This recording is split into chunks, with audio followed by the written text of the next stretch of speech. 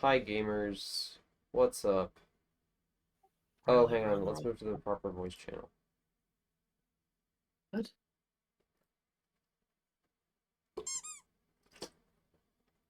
Welcome everyone to Forbidden Mystery Vault. Thanks for the applause. Um,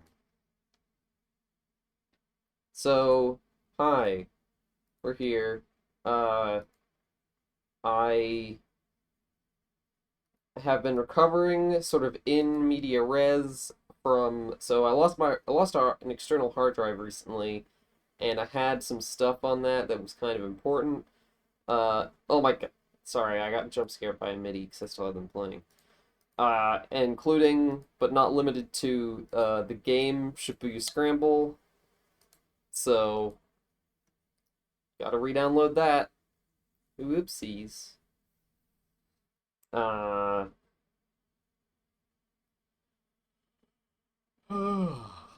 But yeah, maybe Echo will show up this time. What's the current state of things in Shibuya Scramble? So, oh my god, I don't even remember. Okay. I think that literally everyone except Osawa's in the last state is in their next question mark last stage. Mm-hmm. I think that Aichi and his dad and Jack Stanley and Kano are all in the same place. Yeah, they're all hanging out, and also Maria and Tommy. Maria's going symptomatic. Yeah, and Kanan's gonna go help Maria not die of diseases. By trying to go to the pharmaceutical company. Yeah. Meanwhile, Minorikawa had a absurdly irrelevant adventure. Yeah, and for this stage of the game, amazingly absurdly not concerned with the main plot at all. Yeah. Except that I think he told Osawa that his wife was dating Tanaka. Yeah. I think he did get that out because Toyama remembered. Yeah. Alright. Download is almost complete. And then I gotta wait for Steam to decide that the download is complete. Okay, it's complete. And there's other stuff that's happened, but I got all the bad endings in the 5 o'clock time block because there was one bad. Because there was the one. Yeah. The one that we encountered that was Oh yeah, it was the angry chef lady. Yeah, angry chef lady. Yeah. That's scary. That was scary. Couldn't remember if there was another episode I had missed in between. Nope. But I guess not. On to 6 o'clock. Are you gonna show to us? Yes, I'll stream to you, my friends. We're not actually in 6 o'clock yet. But no, because Osawa is stuck. Osawa, who literally hasn't left his house. I mean, he left his house briefly. For he went to the front yard. It's squares. Squares? Is it it's not loading. It'll start working soon. Right? I can see the... Yeah, it's working. There it goes. Okay, had to stop and rejoin. If I had to fucking do Discord troubleshooting as well, I was gonna, explode. It's been giving you shit lately. Really. Let's join Osawa in the suffering world. Around him, you're ready to be Columbo, right? I'm gonna have to be prompted.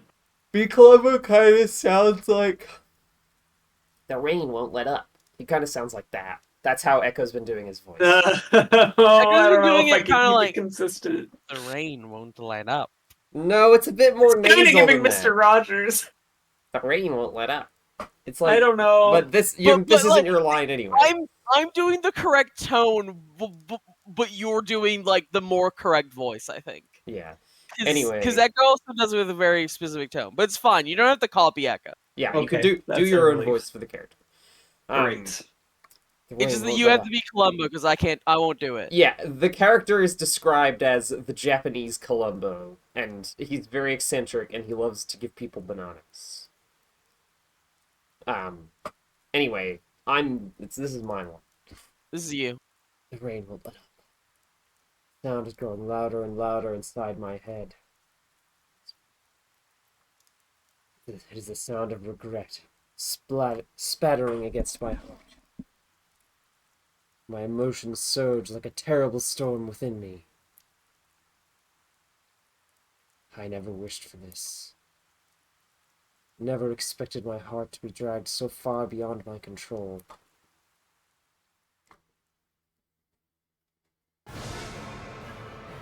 We can't save Maria. We can't save Maria. We can't save Maria. The words stormed through Osawa's mind in a relentless cacophony. He pulled up images of the bodies from human testing trials on his computer monitor. He couldn't help but imagine his daughter in the same gruesome state. In just a few more hours, Maria would begin hemorrhaging blood and die, just like the people in those pictures have. We can't save Maria. We can't save Maria. We can't save Maria. He couldn't shake the words or the reality from his mind. Damn it! Damn it! Damn it! This is me getting into Osawa's. Osawa began pounding his fists fiercely on the desktop. And this is Columbo. Sir, what are you doing? Kajiwara tried to intervene, but he kept on pounding away.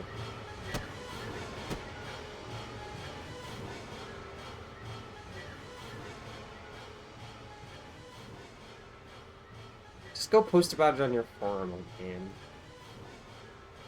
When he finally ceased, I don't think that'll help. The pain of the repeated impacts lingered in his hands. My research was never about any sincere desire to help people. And now I'm paying the price. The one time it finally matters, I can't even save my own daughter.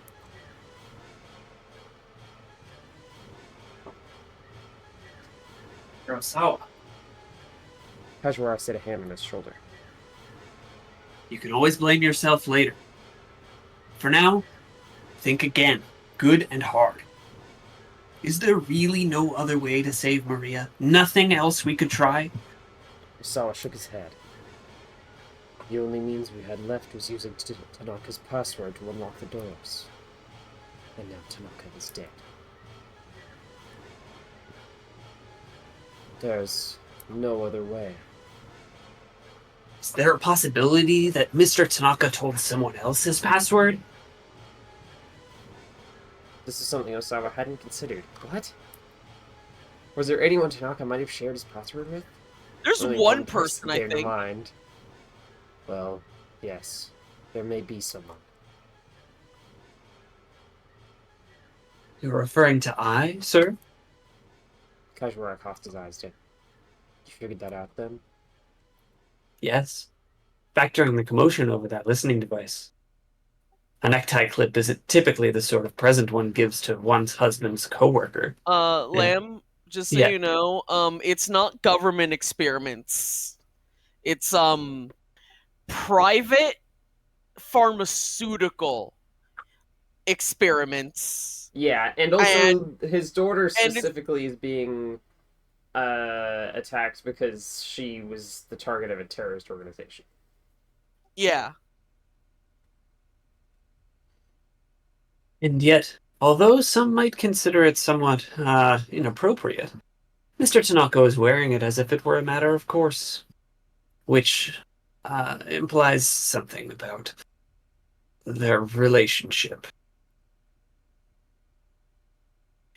Lamb, the thing is that basically, Osawa's boss is almost explicitly like being like, yeah, I don't give a fuck about your daughter, man. She's dead. Yeah. I'm gonna get a lot of money from the terrorists Yeah. for doing this. Kajiwara's voice trailed off. She was the target of a terrorist organization. Like, why was that? But if I asked them, we would be going through a 24 hours recap. Yes, I could tell. Yes, Cleo, I could tell you the entire story of this game's plot. But it's a lot of time, and we'll just answer things as they come up. Kajiwara's voice trailed off. He coughed apologetically and tried again. I realize it's an awkward situation, sir, but please check with your wife. Check your wife's email. Even if I does happen to know the password, that does us no good if Maria gets quarantined someplace we can't reach her. I understand, Mr. Osawa. I'll bring Maria to you then. I'll do everything in my power to make that happen. They're so gay. His bananas! Bananas! Gift! The detective then produced a bunch of bananas from his pocket. You're just carrying that around? These are all left over. You're more than welcome to them, sir. They're gonna be so bruised. I mean, they look really not bruised, though. Like, They're look... in his pocket! Okay, but look at the quality of those bananas. They do not look that bruised. Like, That's not diegetic. Those bananas are not that bruised. Oh, the pharmaceutical companies experimented on these bananas to make them unbruisable. No! Kajiwara has extremely gentle pockets and stride. He keeps his bananas safe. Both of his pockets are just filled with bananas. Anyway, despite his gentle smile, the rest of his face was firm with resolve. Just like those bananas.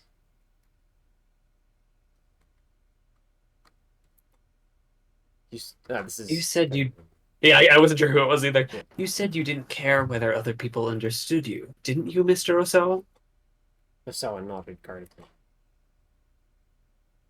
At the risk of being presumptuous, sir, I understand you. I used to be quite the workaholic myself.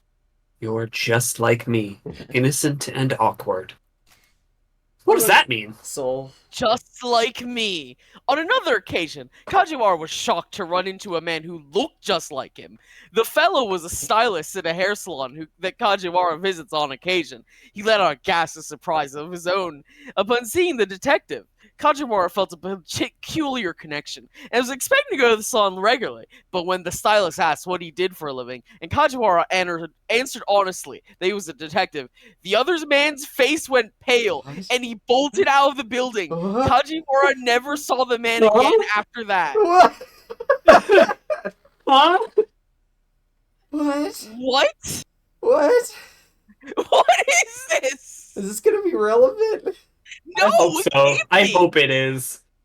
I don't think it could possibly be relevant in this game. Then why put it here? Because the game constantly does this. Funny. The game's constantly doing this. What the hell? Calling yourself innocent, huh? How modest of you. Osawa let out a sardonic chuckle, and after a moment, Kajiwara joined in. There's gonna be another Maria clone? Lamb, that's really funny, because Maria is a pair of twins, and a significant amount of the game's plot is spent having them be confused for each other. There's an entire chapter that's like 50 scenes of Aichi being like, "Hey, Hitomi," and it's Maria, and Maria's just like, "Who the fuck is this weirdo who keeps calling me Hitomi?" Yeah. Osawa let out a sardonic chuckle, and after a moment, Kajiwara joined in.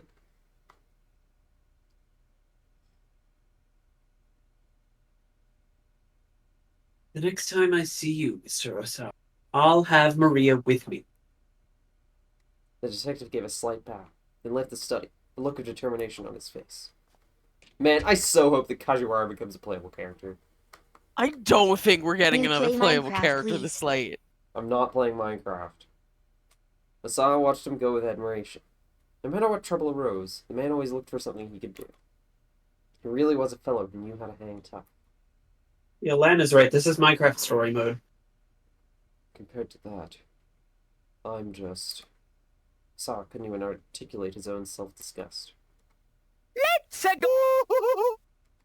And asking I about the password would also mean inquiring into her relationship with Tanaka. Fly-by-night pizza delivery services. Thanks, These Andrea. people print Now I flyers with can't very continue the legitimate sounding game names for and like sneak a into whole lodging 30 properties by seconds. impersonating guests and place flyers under the doors of the guest Why? rooms. Do not, under any circumstances, order a pizza from one of these flyers. We're You allowed may be giving to your play credit card games number that to a aren't criminal on a cell Minecraft. phone.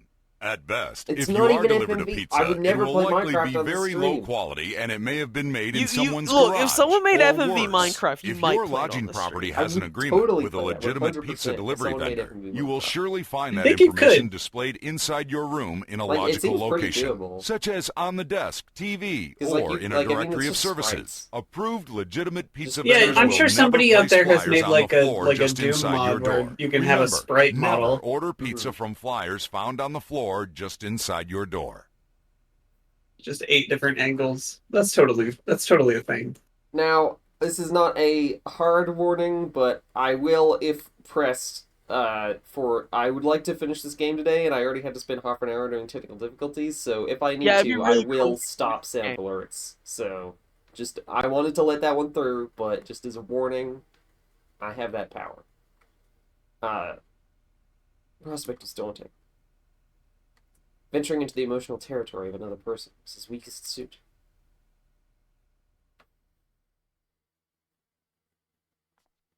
He left his study, but somehow found himself making his way to Maria's room, not Al's.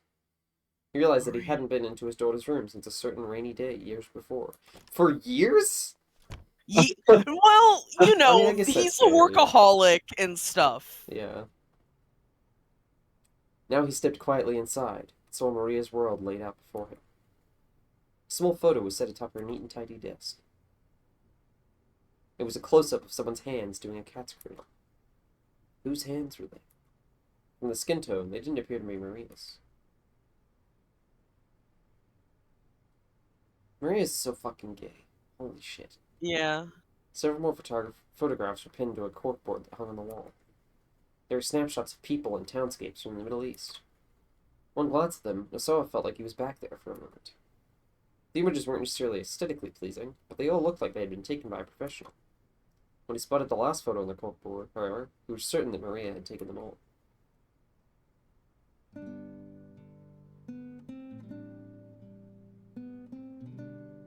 Kind of styling, Nosawa.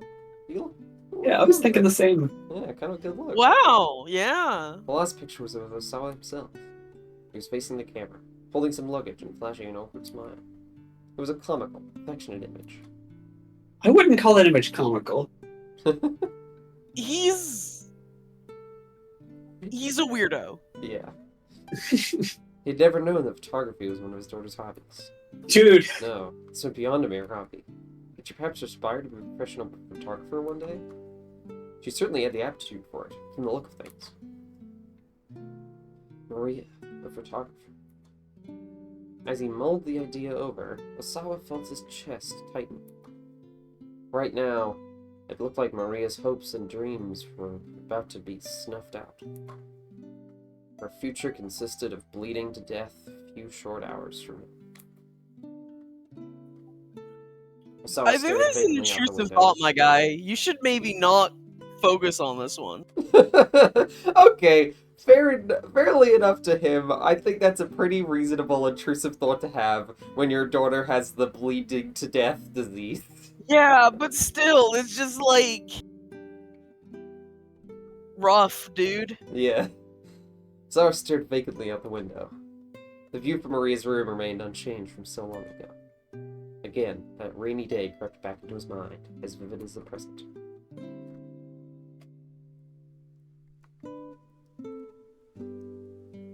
We're just getting this scene again. There was a scene where his daughter ran away in the rain. On that day, Osawa was dealing with some pressing business from work. He'd ensconced himself in his study, wrestling with some paperwork, when Hitomi barged in, looking distraught. Maria's gone. Sensing that Hitomi was legitimately alarmed, Osawa hurried to Maria's room. He found a letter she'd left atop her writing desk. I don't know who did. No, it's Dad, you. Just, you only care about Atomi. You're always working and never do anything with me. So I'm running away. A few hours earlier, he'd canceled their weekend trip to the amusement park. He just wasn't going to be able to get his work done in time. Itomi had resigned herself readily enough, but Maria just couldn't accept it. She'd been looking forward to her for so long, she would rail at him. How many times now had he broken one of his promises to her? Hitomi understands why we can't go, so why can't you do the same? The cold rebuke had ended her complaining, but it was clear she still didn't accept the situation. Now, Hitomi helped them look around, but they found nothing missing from Maria's room. Despite her assertion that she was running away, then it seemed like there was no point in being overly concerned.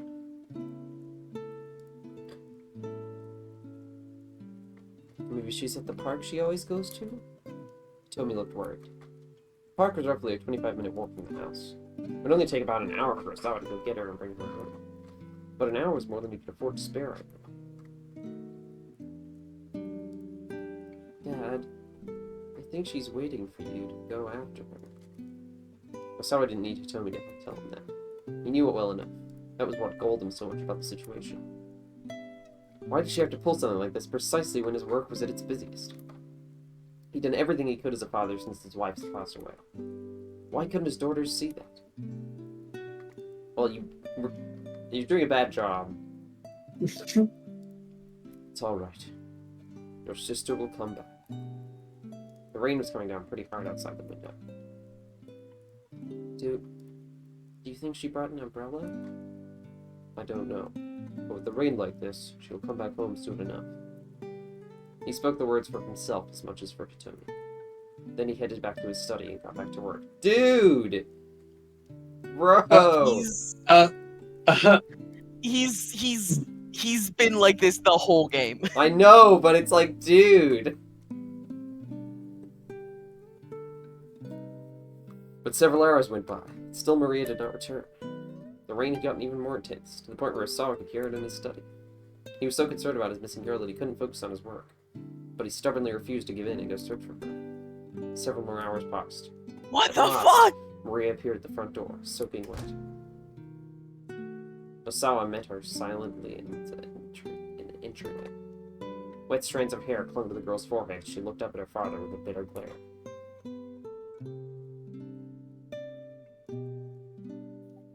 You don't care what happens to me, do you? Bro! Immediately, Osawa smacked her across the cheek with the flat of his hand. It was the first time in his life he had ever struck anyone. Wow. He hadn't known such a violent impulse could exist inside him. He's not well adjusted. He has like You won. problems Congratulations. emotionally You won. and stuff. Yeah. Null is late, but it was arriving. That's okay, we're getting kind of a slow part before we get into the amped up final. Well, Yeah, probably Osawa's second gonna last. action sequences coming real soon. Maria stood there, her hand pressed to her cheek. Tears welled up in her eyes. She began to tremble. On her lip was a small bead of blood. Blood of guilt and regret rose up inside Osawa, as if he just shattered some intricate piece of glasswork. Oh my god. It's like it's the Evangelion frame. Oh. How could I do such a thing? He clenched his shameful hand into a fist. And in that moment, he was afraid. Afraid that his daughter could bring such raw emotion out of him, make him do something so thoughtless. But even more, he was afraid of how stunted he was as a human being. Was someone like him really fit to be a parent? No. No. Not at all. If you like got some like therapy and shit, it would probably be fine. Yeah, it would I help. mean, not Like- as is. Definitely not at right now.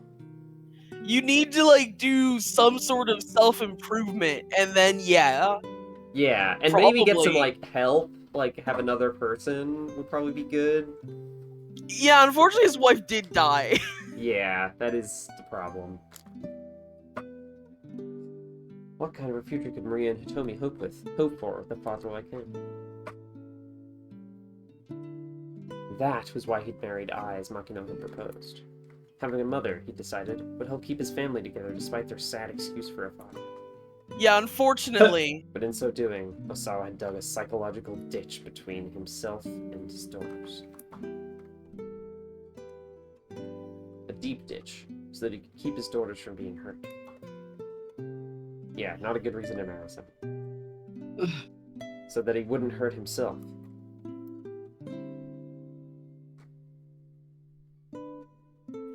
Man, I'm fucking stupid. I'm so fucked up. I wish that I could have posted about this on the Ayakamiki forum. Maybe they'd give me better advice. Maybe they'd understand me. Now Osawa was staring across that ditch, wondering if it was too wide to leap. He thought back to his earlier exchange with Kajiwara. This is Kajiwara. Oh, that's me. If you get angry, show it. If you get sad, show it. It's human nature to let other people know how we're feeling after all. But what if doing that hurts the other person? That's when you apologize, sir. Yes, Got him. that was right. He needed to apologize to Maria for what he'd done that day. Still wasn't too late. I mean, well, no, It's yeah. close. It's getting there, but I would say We're... it's never too late. When it comes to... This is sort of advice from the... Hello? Okay, so this is... The context for this is that Osawa posts on a 30...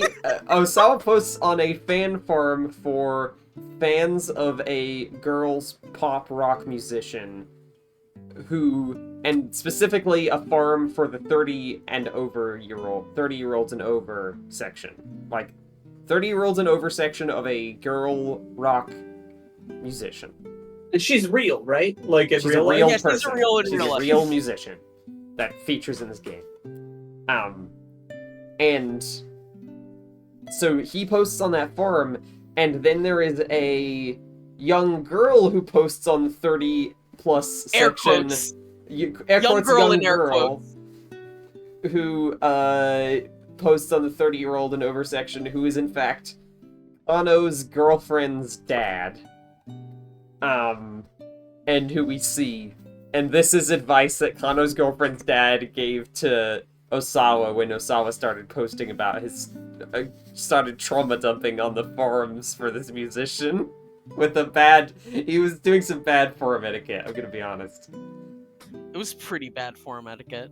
Anyway, can you do Kano's girlfriend's dad's voice for this, please?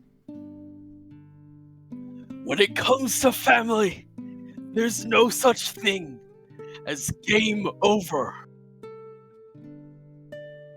He recalled Pretty Honey's words. He needed to apologize to Maria, so we needed to ask Ai for that password.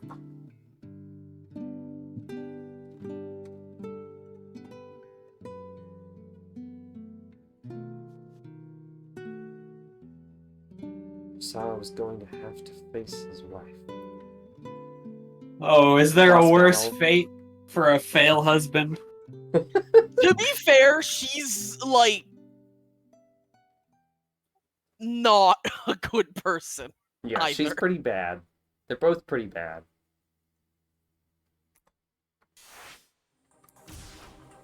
Okay, I'm presuming this is probably Osawa? No, that's Yeah, Endo. No, it was in is it here? No, it might be. I'll see if it's in this one. There's a couple of Oh, it jump might have cuts been the on other one in Minorikawa. Yeah. You can jump back.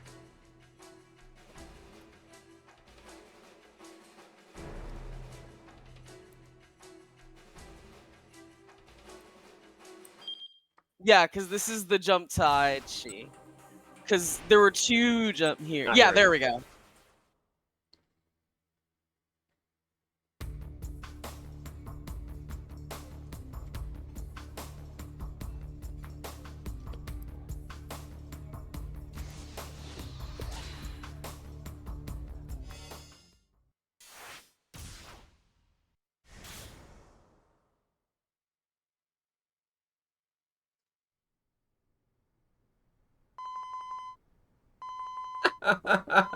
Before he can talk to his wife, fucking Minorikawa calls him.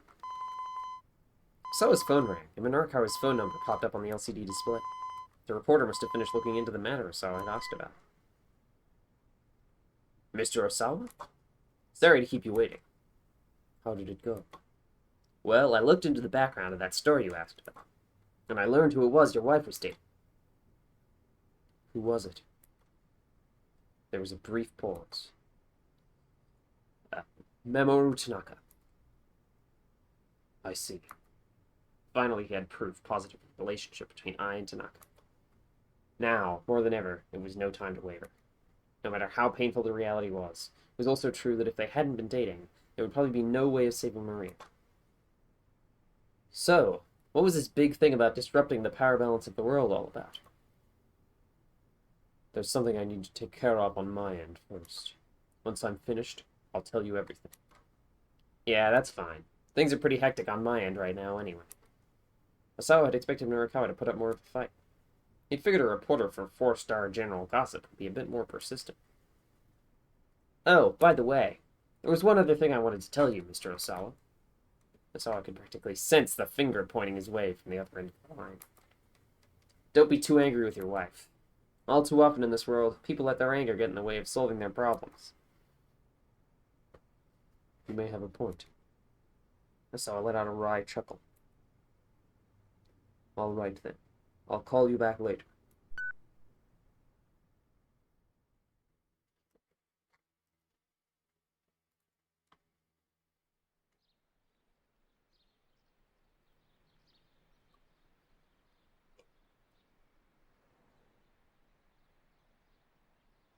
Osawa found Ai standing by herself in the yard.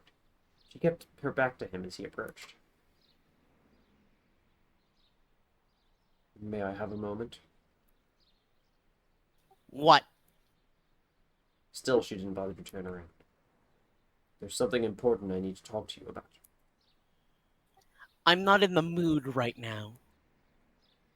Please, I realize you're upset about Tanaka's death, but at the mention of Tanaka's name, I slowly shook her head. Don't. Just tell me what you want. Hurry up and get to the point. Sawa tried to move closer to her, but she pointedly kept her distance.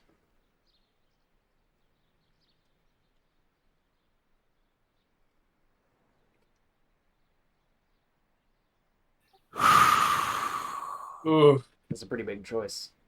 Uh-huh. I feel like I would not respond well to the second question. Like, I don't know. It's like, also, it's just like, no shit, dude. It's also not why we're here. Yeah, it's not. This is no time to mince words. Did Tanaka give you his password?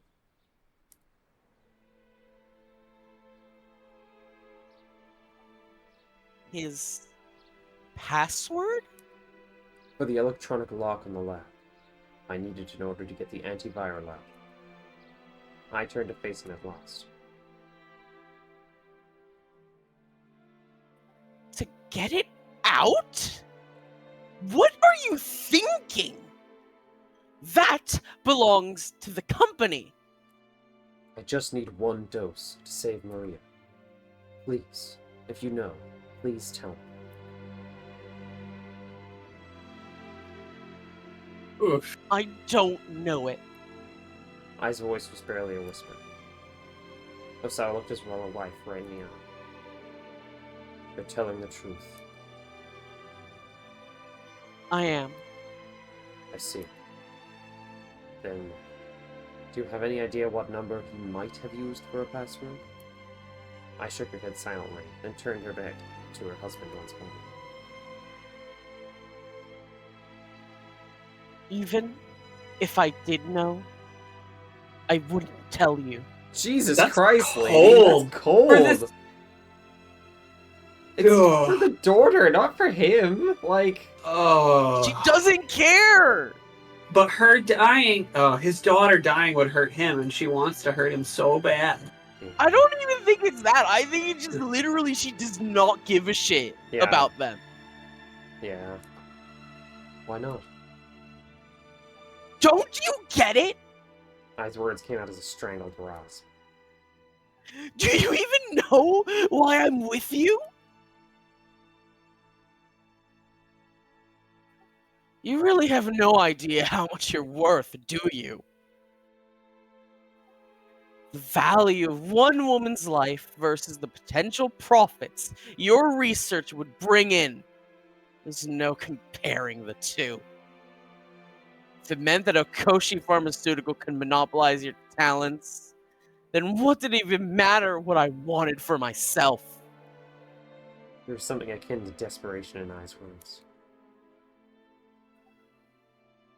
And so you sent me those threatening emails, too?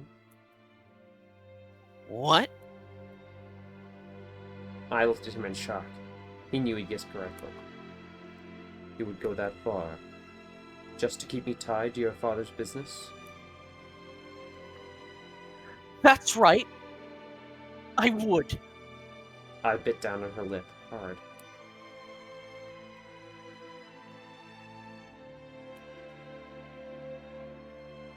But what would you even know about how I feel? I'm sorry. Don't apologize. I'm not the victim here. You say that. But isn't it because of me that you and Tanaka weren't able to stay together? I began to tremble. Her secret was out. When did you figure it out? Earlier today, at Thai Clinic. Right. Not the sort of gift one gives to a husband coworker, is it? Ai's smile was bitter with self-deprecation. Asawa couldn't help but pity her. Even Tanaka must have suspected that she placed the company's profit above all else if she'd go to such lengths to protect it. It was like she'd given up her entire life just for that. Please. Don't mess... Oh no, this is... Please. Don't mess my life up any more than you already have. Ai's words were only a faint murmur, but Osawa felt the rejection they carried with agonizing clarity.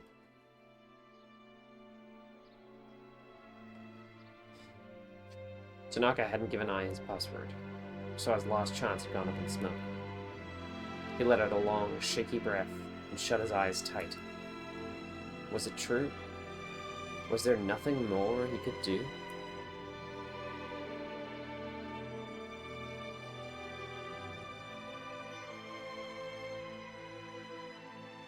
Oh my god, another key. Another,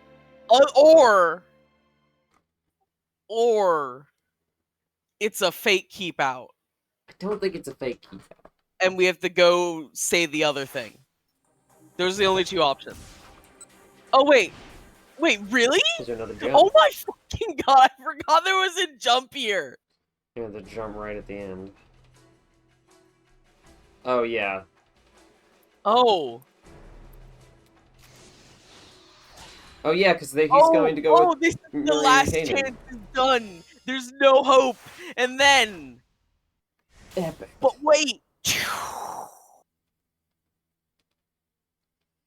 Tanaka hadn't given Ai his password, so his last chance to go. Look.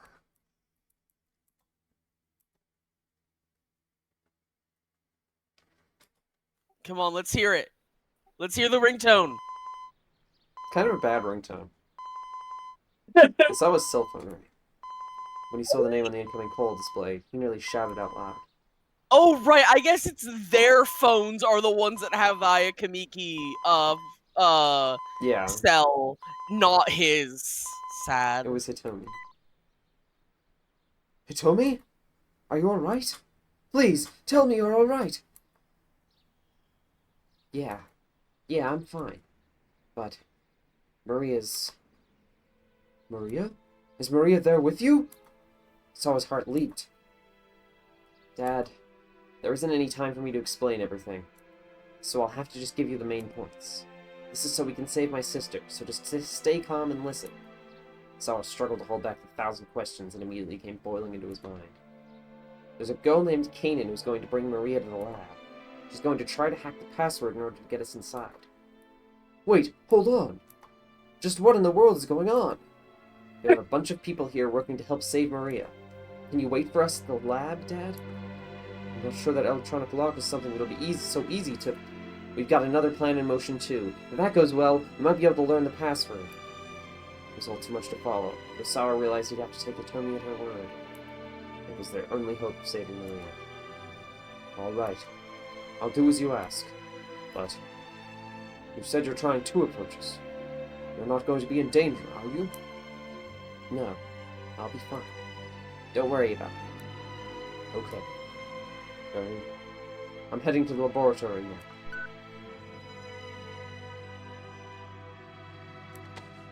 Oh, this is I. You can't! You can't go! The moment Osawa hung up and started for the house, I clung to him from behind. If you use the antiviral now, everything will go public! There's no way we can keep the virus or the antiviral under wraps at this point. Osawa tried to pull free, but his wife was stronger than he expected.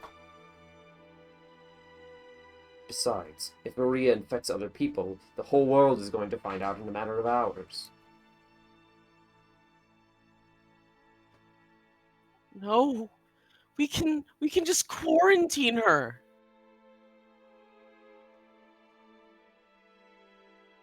If it's handled correctly, we'll still be able to retain secrecy. Nullcasting says, no! Saving the child will kill the patient! Well, she needs corporate secrecy to live. How his voice was cold as ice. Do you even have any idea what you're saying right now? I do. I know how it sounds. But this is the only thing I can... Her voice trailed off. He could feel the force of her trembling where she held him. Have I really put you into that much of a corner? Osawa slipped from my arms and prostrated himself on the ground in front of her. I'm sorry. I'm truly, truly sorry. Oh, stop this! Get up! If you're really sorry, then don't go to that lab! Osawa remained silent, his forehead pressed to the dirt. If you use that antiviral without corporate approval, your time with Okoshi is finished! That doesn't matter to me anymore. How can you say that? Virology is the only thing you've ever cared about! I began pummeling his back.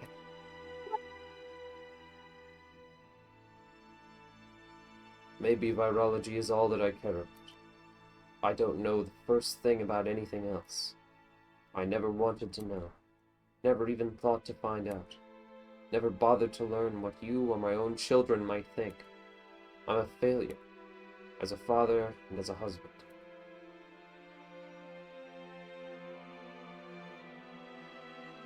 How dare you say that only after it's come to this? I struck him again, harder than before. You're right. You're right. Maybe this has been too long coming. But it's not too late. I can still start over.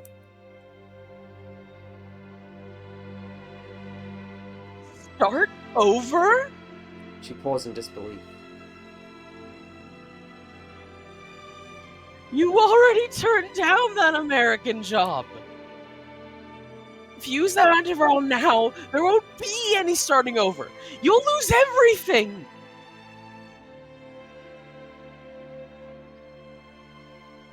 Will I lose you, too?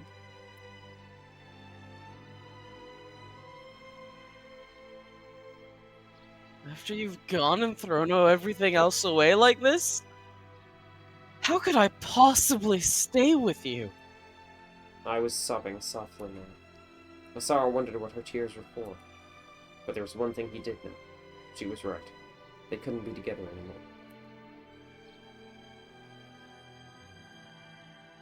He got to his feet and headed back into the house, leaving Ai behind.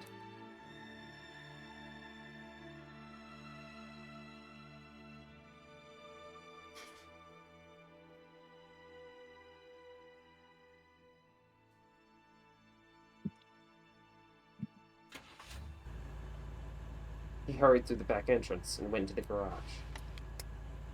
Climbed into his car, fastened his seatbelt, took a deep breath. The image of a younger Maria arose in the back of his mind. There she was at that park, getting drenched by the rain. Holding back her tears as she waited for her father. Wait for me, Maria. This time, I'm going to come for you. I was wrong. Going to the lab wouldn't mean losing everything. He'd let too many important things slip through his fingers.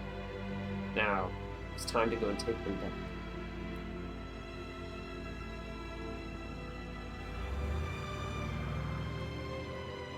Osawa pulled his car onto the street and sped toward the laboratory.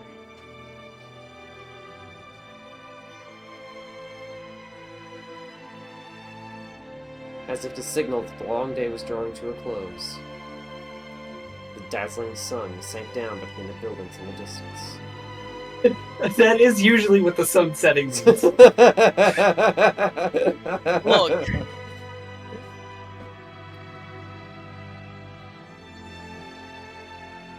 He's funny.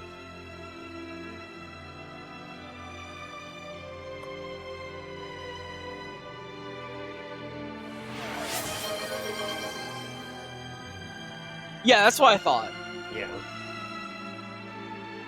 He left his house. He doesn't have a story anymore. End of his story.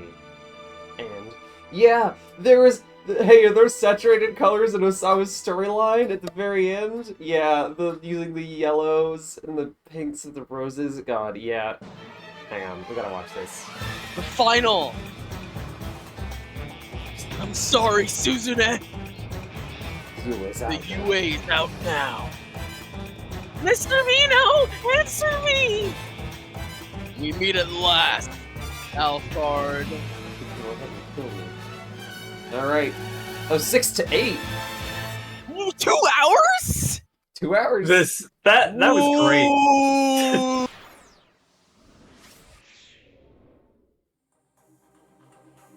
Final block. Our last 3 boys. Ooh.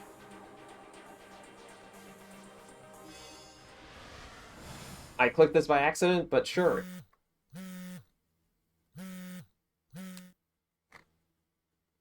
Kano's cell phone rang. Saw Kuze's name on the display. Kano speaking. What the hell are you doing? The director's voice was shrill with irritation. What's the situation with Maria Osawa? Have her in custody, sir. We need to get her into quarantine immediately. I'll send a counter NBC terrorism unit to pick her up. A public safety mobile investigation unit belonging to the Tokyo Metropolitan Police Department Public Security Bureau. The acronym NBC refers to nuclear, biological, and chemical threats. The unit not only gathers information and investigates terror incidents that make use of these means, but also deploys relief and safety restoration measures. I love in that first sentence how many capitalized first letter word, like how many proper nouns there are. It's great. Yeah.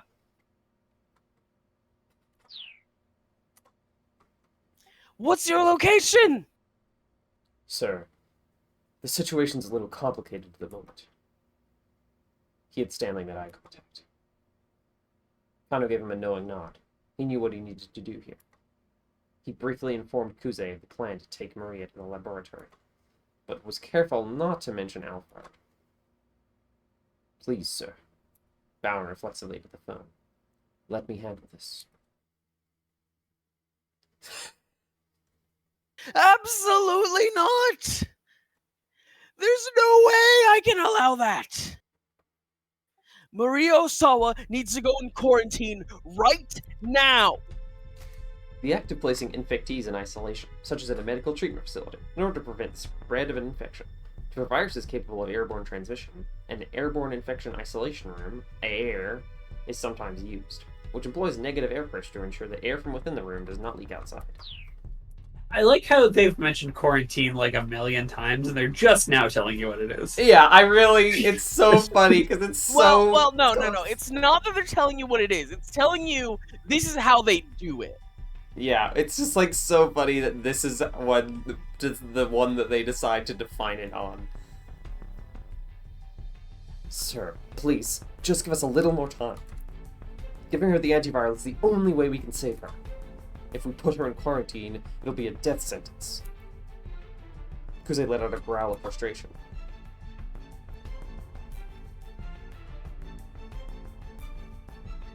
Kano, that isn't your decision to make! Kano would run out of arguments. It was clear that Kuze's only concern was stopping the spread of the virus.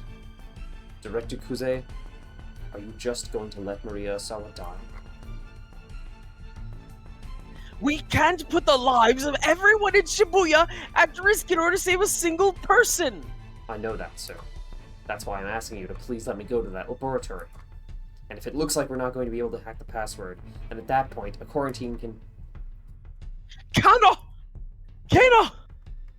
I'm giving you an order! And I'm not accepting that order. Listen. How many years have you been a cop?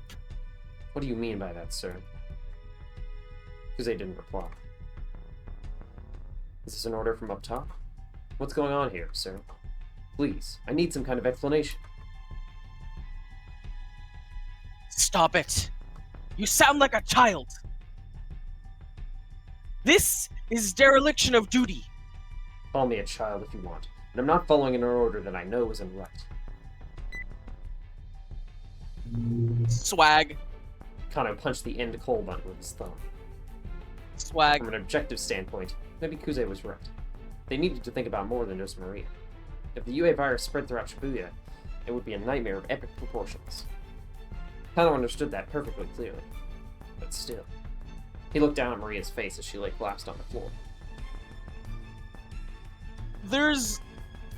This girl was still alive. There's also the, other fact that, the thing is... It's kinda fucked.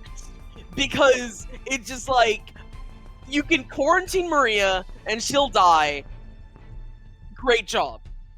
The terrorists still have the virus. Yeah, It's the easiest thing in the world for them to get a second Maria. Yeah. And a third, and a fourth, and a fifth. Mm-hmm.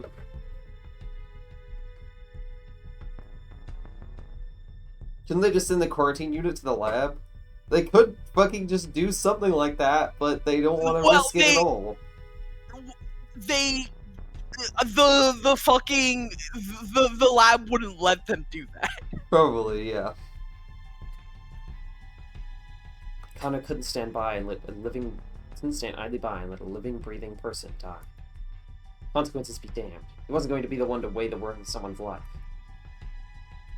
As he stood, still clutching his cell phone, Stanley gently set a hand on his shoulder. Who wants to be Jack Stanley, American Man? Do you want to be Jack Stanley, American Man, Autumn? I'll do it. He's very I'll take American one for and the team. he's American speaking Japanese.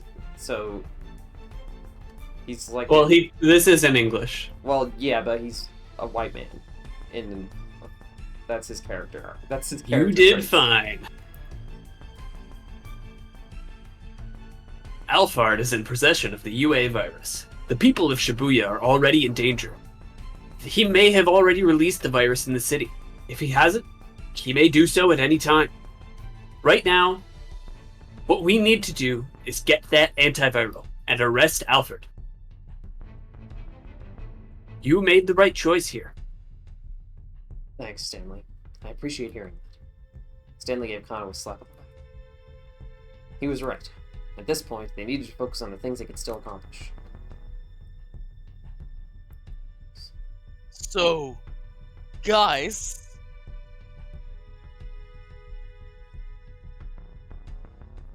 who's going to take Atomi's sister and Kanan to the lab? Maria was in no condition to walk, so they were going to have to take the car. It meant they needed a driver. I only have a motorcycle license, and I don't know where the lab is, anyhow.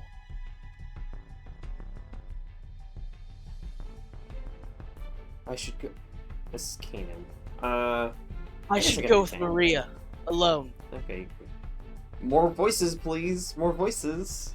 Look, I'm just gonna be Aichi, Kanan, and Aichi's dad. That's that. Where's No more. Echo? Echo is, something came up apparently. Very sad. Very sadly. Yeah. Kanan looked over at the others. There's no way of knowing for sure when she might become contagious. We shouldn't needlessly risk exposing more people to the infection. She knelt down to gather Maria in her arms.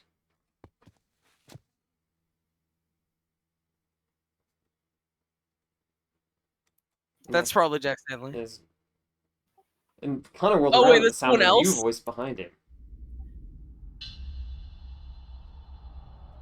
Oh my god. Is this the guy with the cane? It is!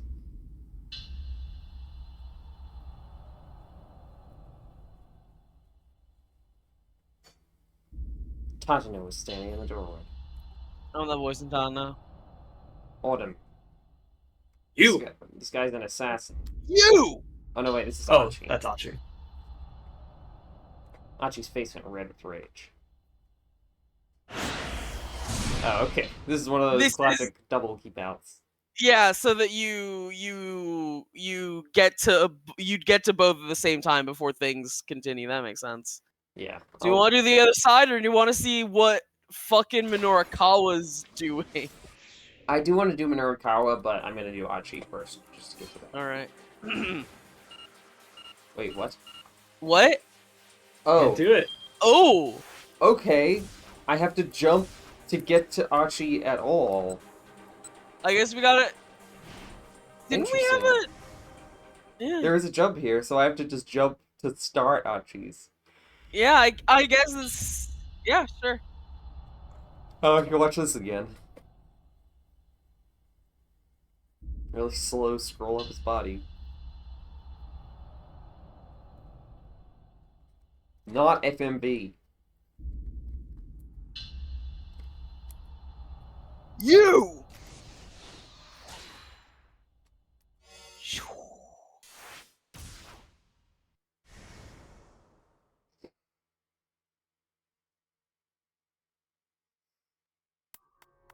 I guess they'd have the exact same scene until now, is why. Yeah.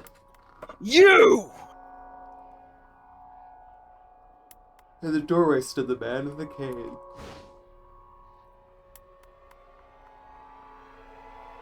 Detective Tottenham? Tatano. Kano and Daisuke spoke simultaneously. Now, at last, Archie had a name for the assassin. It was a name he felt he'd heard somewhere before. You son of a bitch! What the hell are you doing here? Tadano bowed his head profusely. I am truly sorry. You're sorry? Sorry don't cut it, man! Not after what you were trying to do to Hitomi!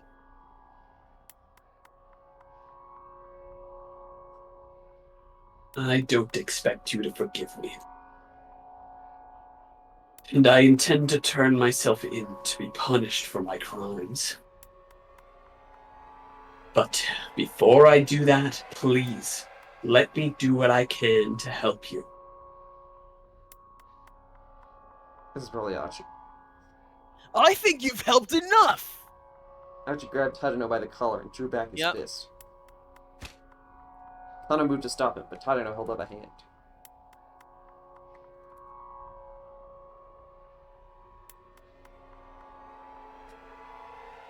No, it's all right. Let him do as he pleases. Nelkosu says, everyone in this game. Sorry for almost killing you with hammers. Very sorry. I wonder if that teen with the wood is gonna show up. Guy who loves hitting things with sticks. There was no trace of the menacing expression a man had worn in their previous encounters. Achi scowled, but lowered his fist, and released his hold on Tatano's collar. Fine. Hitomi's sister needs help, so we do need a driver right now. Make sure those two get to the lab and back safely. That'll make up for that punch I didn't just give you right now. Thank you. I am so sorry. I don't think he'd be crying. He's cry typing. Daisuke stood forward. No. I'm the one who should be apologizing. I'm the one who got you caught up in this. Daisuke, we really didn't grow up to be very good people, did we? No. Guess not. The two men stared bleakly at each other, shoulders slumped. Old man Yowie. In the end, I guess we were just trying to run away from our pain. He's so sad in this image. Oh, He he's really so is sad. so sad.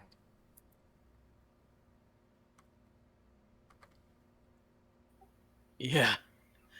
Didn't expect my own son to be the one to teach me that. Achi's turned out to be a fine young man. Him too! He is Kotona's boy after all. Guys! Stepped into the middle of their solemn heart-to-heart. You can get all sappy you want later. Dad, once this is all over, we're going to see Suzune, okay? Sure.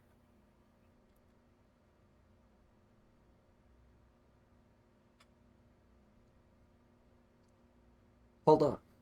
Kana spoke up, turning to Stanley. If these two take Marie to the lab, at least just us two to apprehend Alphard down at the Scrambled, is that going to be enough? I mean, Alphard's not going to show up without a plan. The more people we have on our side, the better. And I doubt we'll be able to get any help from the police. Good point. Hey. I'm here too. And I'm going with you. I'll keep Atomi safe. Oh, look. Good news, Kano. Now we have 3 people. Jack Stanley, shut the fuck up. Stanley let out a sardonic laugh. Kana frowned.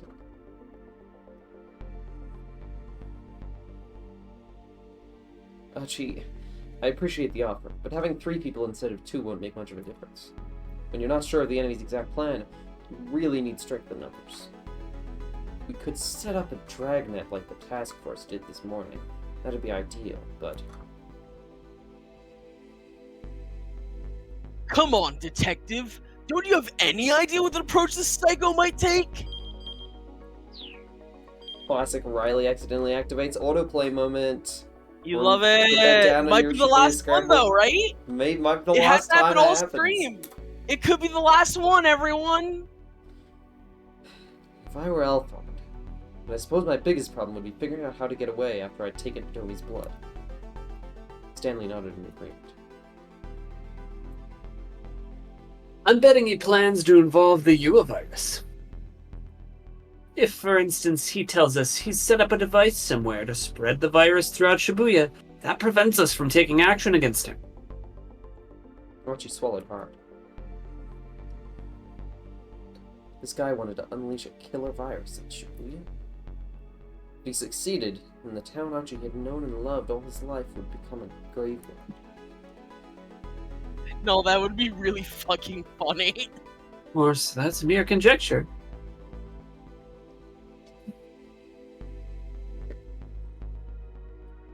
No, I would be so fucking sad. Every time someone, and it would happen to you so much. Yeah. I would love though for the autoplay on, pause, autoplay disabled to like carry forward into the rest of FMV. If it makes you feel better, no one has let me forget about the water slide.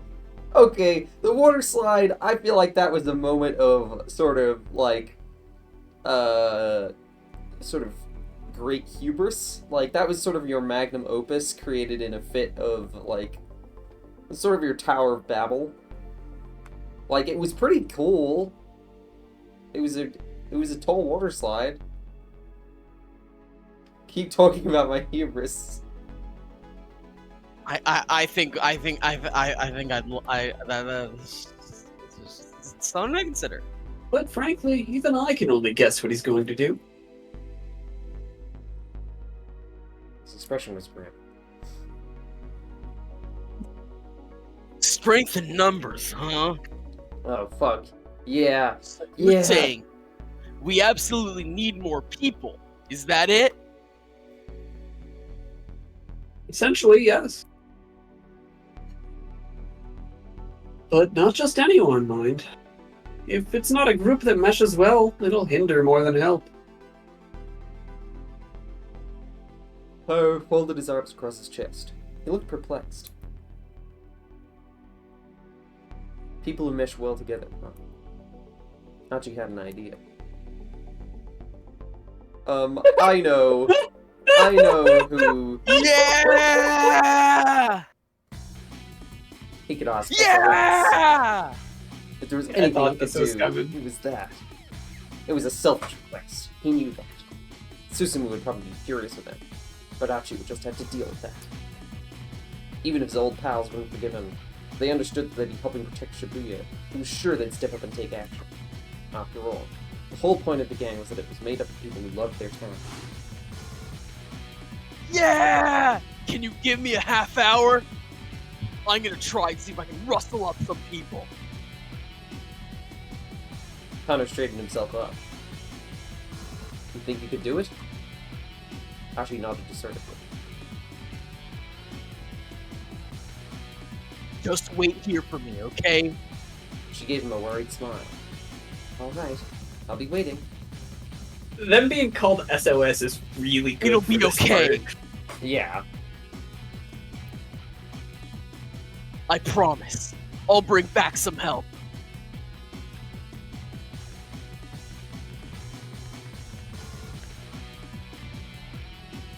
Yeah! He's doing Shoes! Yeah! He knew where he needed to go. The pool hole in Uraharajuku that was his old gang's main hangout. Running at top Putting on speed, he could probably make it about 10 minutes. he's putting on the fucking shadow jet shoes. Alright! He's gonna start doing his drift. He's gonna start like grinding on rails. Yeah! Rushing out the door with the battle cry loud enough for Kano and the others to hear from back inside the shop, Hachi sped on his way. Let's just jump over. Yeah.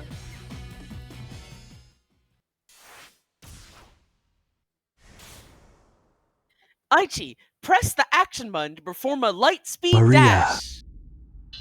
Maria. That shadow stays on the screen for so long. He's Is so it just there? tiny!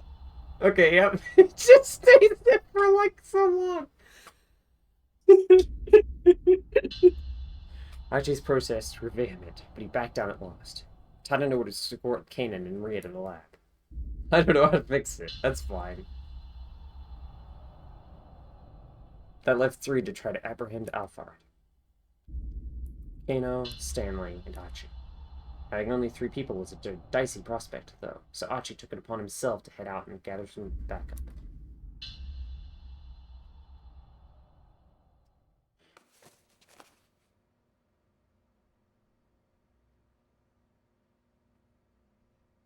Tadano got the car keys from Daisuke and helped Kanan pick Maria up off the floor. Kanan watched him wearily. There was no trace of the blood-curdling expression the older detective had shown when he was holding Maria at gunpoint. His face was that of a man with responsibility. The Tadano that Kano had always known. Are you sure you're okay doing this? You might get infected. That. Oh wait. This is Fuck. fun. Ugh. That doesn't matter. Don't worry about me. That's okay, Troka. I'm glad you're here at least. I'm also glad. We're in the lost section of the game. Most of the people have united. Osawa and Maria's stories have ended. Maria is infected with the virus and is going symptomatic soon. Minorikawa is still an island all to himself. Yeah, not really related to the main plot. Osawa is going to the lab to try and... He left his house for once. And Achi's going to reunite with his gang to get them to help catch Alphard, the arms dealer. It's like the main baddie. And let's see what happens. Let's see what happens. All I care about now is helping you two if I can. What happened to the cat costume? It got thrown away. Like 4, maybe 4 or 3 streams ago. He hesitated, glancing down at the unconscious girl he held. By the way, have Maria's memories come back? Hitomi tilted her head. Her memories? I suspect she took a... Who is this? Is this Tateno? This Yeah, is I think it Tadano, is. yeah. He knew that Okay. I suspect she took a blow to the head when she was abducted. When I ran into her earlier, she didn't even know her own name. Well, she seemed like the same sister I've always known when she came in here. Good. Then her memory must have recovered. Kano was shocked to hear that Maria had suffered amnesia, but it explained why she hadn't contacted anyone after she'd been set free. All right then. We'll be back. Carrying Maria, he and Kanan headed for the door. Detective Tadano. That's Kano. Kano always calls him that's Detective that Tadano. Kana. Yeah. He's so sad. I mean, his hero I know. just told him a bunch of depressing shit. I know, but it's just like, damn. This is a good expression. Kano called Yeah. out, then paused, tongue-tied, when Tadano stopped. There were so many things Kano wanted to say, but he couldn't find the words for any of them.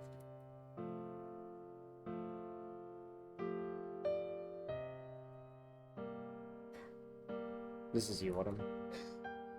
Once Maria is safe, I'll turn myself in. Tadano kept his back turned. The words were like a dagger in Kano's heart. Once this was all over, Tadano would no longer be a detective, but a criminal. Kano knew there was no alternative, but still the realization hit him hard. Detective Tadano, Stop your dithering. But... I love you. Never lose sight of what you're supposed to protect. Ever. It's the thing, it's dictum number 1! Kano snapped back to attention with Tadano's words. That was dictum number 1! The advice that Oh he kicked off the whole dick diary! Oh! I'm the dictum scholar here. I know all the dictums.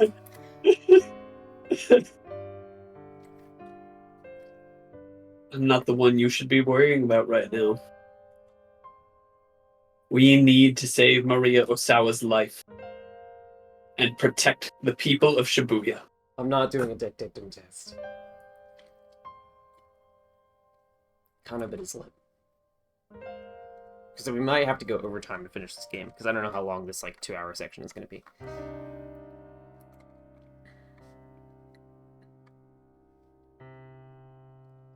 Do we want...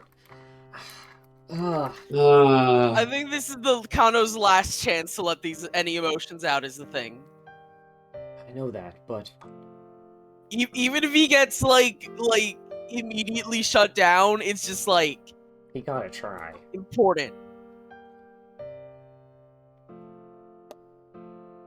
This You is... really are a terrible policeman, you know. Tadano gave him the bare hint of a smile, then headed out of the room. You know, I think that the thing is, right, is that should be Kano's lesson for all this, is that he should go on another job. He's Well, we're- way the game- too good for this job. The story's not over yet. Yeah. As Kano watched him go, he realized he really didn't have anything to say. Yeah, it's just like there's like a million times, there's like a bunch of bad endings, especially early on, where Kano quits his job because he gets miserable, and it's like, dude, you should just like find a different job. He's so happy in some of those. Yeah. Like when he goes and does farming.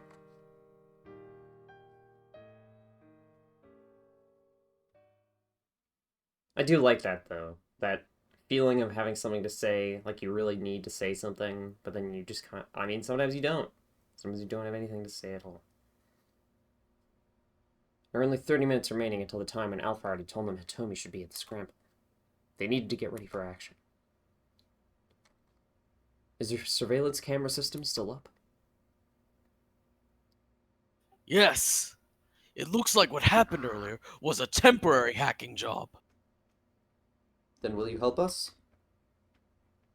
Daisuke inclined his head. What do you mean? I'd like you to keep your eye on the Scramble for us. If anyone Scramble. suspicious tries to get near Hitomi, let us know. Anyone suspicious? How will I know what's suspicious? Like that organ trafficker who suggested you kidnap Hitomi, Mr. Endo. It's possible that he might be Alphard. Would you be able to recognize his face? Daisuke furrowed his brow deeply as he began entering commands on his keyboard. Yeah. I don't think I could ever forget. It's because of him that I... He left the rest unsaid. A moment later, several of the monitors switched over to feeds from around the Scramble. I Alright. don't know. I'm not sure how much help I can be. But let me at least try to atone for what I've done. Of course. And thank you. But yeah, I don't know how much detail you can get from these cameras. They're not Yeah, that I don't know if you can recognize your own mother's face at this resolution. It's better in the actual thing. Yeah, it's really better when it's not a photo. Yeah, this is just like a photo that's like when Hitomi and Aichi were using earlier, it was really cool. Epic FMV moment. Yeah! Daisuke's fingers flew over the keyboard. Soon all of the monitors were focused on the Scramble and its surroundings. Then he carefully adjusted the angle and zoom for each of the cameras. Now the whole area was under total surveillance. All they had to do was get their stakeout crew at the scene. Where did Achi go? I'm not totally sure, but I think he went to find some of his old friends. Tomi sounded worried. Friends? Achi used to belong to a gang called SOS. Actually, he told me he was the one who formed the gang in the first place. What? Kano couldn't keep the shock from his voice. Achi was the founder of SOS? How bizarre that the two of them would wind up meeting each other this way. But I guess there was a big falling out between them, so I think he went to try and win them back over. Kano hadn't heard anything good about SOS since Achi had left them. Things had ended on bad terms between him and the gang. Getting them to help might well be a lost cause. And even if Achi was able to gather some people up, how much would Kano and the others be able to trust them? It'll be alright, as if sensing Kano's thoughts. I'm sure Achi will bring back some of his old friends. And when he does bring them, I'm sure he'll choose people we can count on. You really trust him, don't you? Yes. Then a blush came to her cheeks. Oh. Alright. Then I'll trust him too. It would take about 10 minutes to get from Inno Electronics to the Scramble. Counter trip to Stanley. Let's plan to head out by 6:50. Stanley gave no reply. Fuck. This is the last one. He had withdrawn to the edge of the room, where he stood lost in thought, his expression uneasy. Connor decided to leave him alone for a bit. Taking a sheet of paper from one of the desks, he began drafting a plan.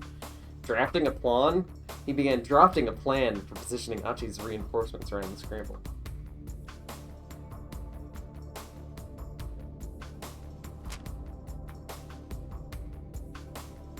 Alright, there we go.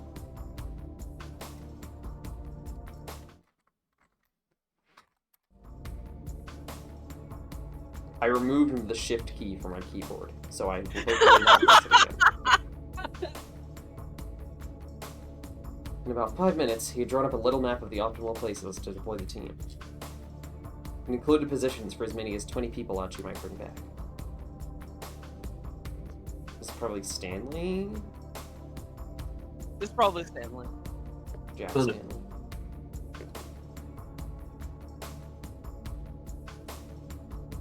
Connor turned around, surprised to find Stanley right behind him all of a sudden.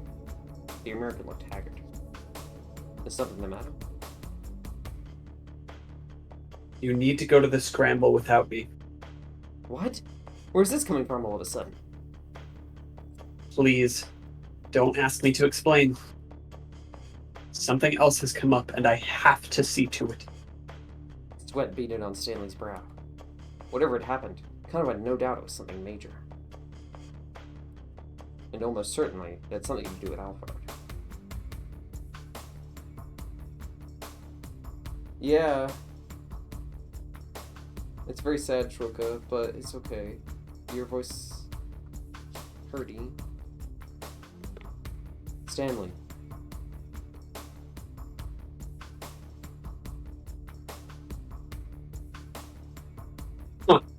Please tell me. We're past the point of keeping I secrets. want to know. I don't so think bad. that works on an FBI Reality agent. now. Please tell me. We're gay lovers. They'd come this far together. Surely it was too late to get all tight-lipped now. Sorry. I wish I could tell you more. Stanley dropped his eyes. Kind of had a vague idea of what Stanley was up to. He probably felt the need to keep things hidden even from his own allies, in order to help keep Alphard in the dark. Or at least, that was Connor's guess. Alright, I understand. Do what you have to, and come back soon. With an apologetic look on his face, Stanley turned and hurried from the workroom.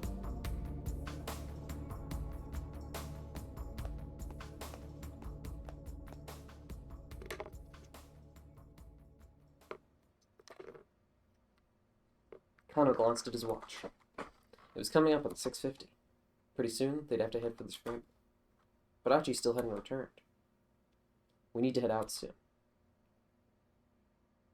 You said 6:50. There's still 2 more minutes to go.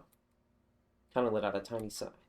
He shared Hitomi's fervent hope that the reinforcements would come, but not her confidence. If Achi didn't reappear, Connor would be left to protect Hitomi all by himself, and to try to apprehend Alphard as well. Would he be able to pull it off if it came to that? No.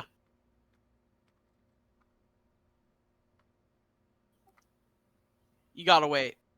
You can't do it.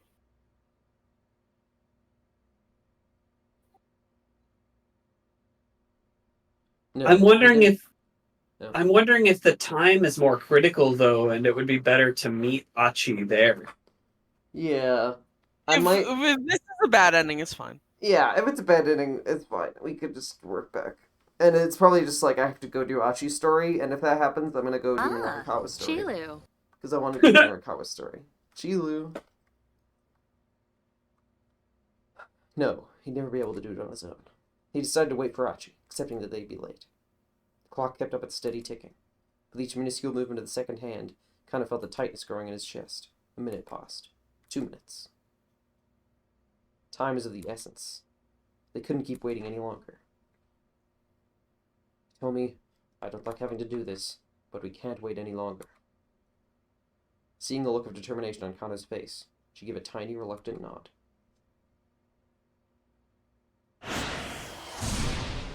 Alright, Yeah, okay. Minorikawa time. Narakawa time. Minorikawa time.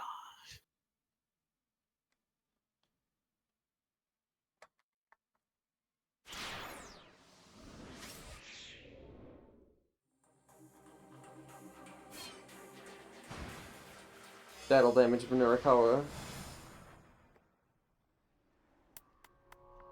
Oh yeah, because...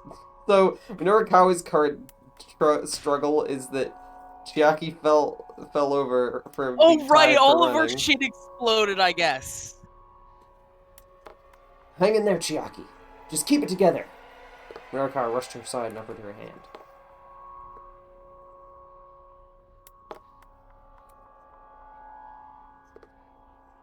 Oh, this is Surely Katayama. matter Okay, at this okay. point. You're not going to make it on time, regardless. Autumn, you can be Chiaki, who's sopping wet anxiety girl. Yeah. Oh boy, Well, okay. she did get courage, but she's... She has courage, but she's still sopping wet. Yeah. Because Soul's gonna be this guy. It's so funny that Minorikawa got a new guy at the very end. Yeah. And in any case, if 4-star General Gossip doesn't get released, it's Mr. Chiyama's who's going to be in trouble, not you. I dare say the world will be better off with 1/3 rate Gossip Rag less, anyway. Shh. Oh, that's Chiaki. Shut your mouth! Her glasses! Girl, fix your glasses. If the gossip doesn't come out, I am going to be in trouble. An article I've written is supposed to be in next month's issue. It's a piece I've worked on my very hardest on, to the very end. A piece Mr. Mino saw fit to put in print.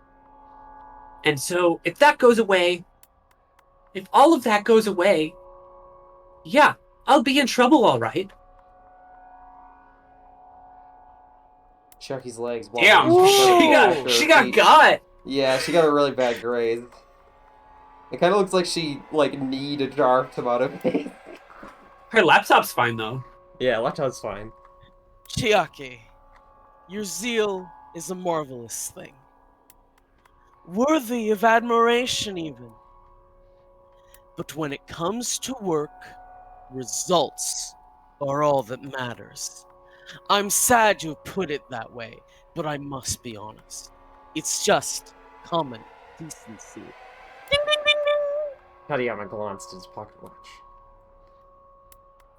You have 57 minutes and 10 seconds remaining. Fucking, like, At this rate, you won't even make it to the interview venue before your time's up. like fucking Miki from, Utena, just like pulling out a stopwatch constantly and checking it.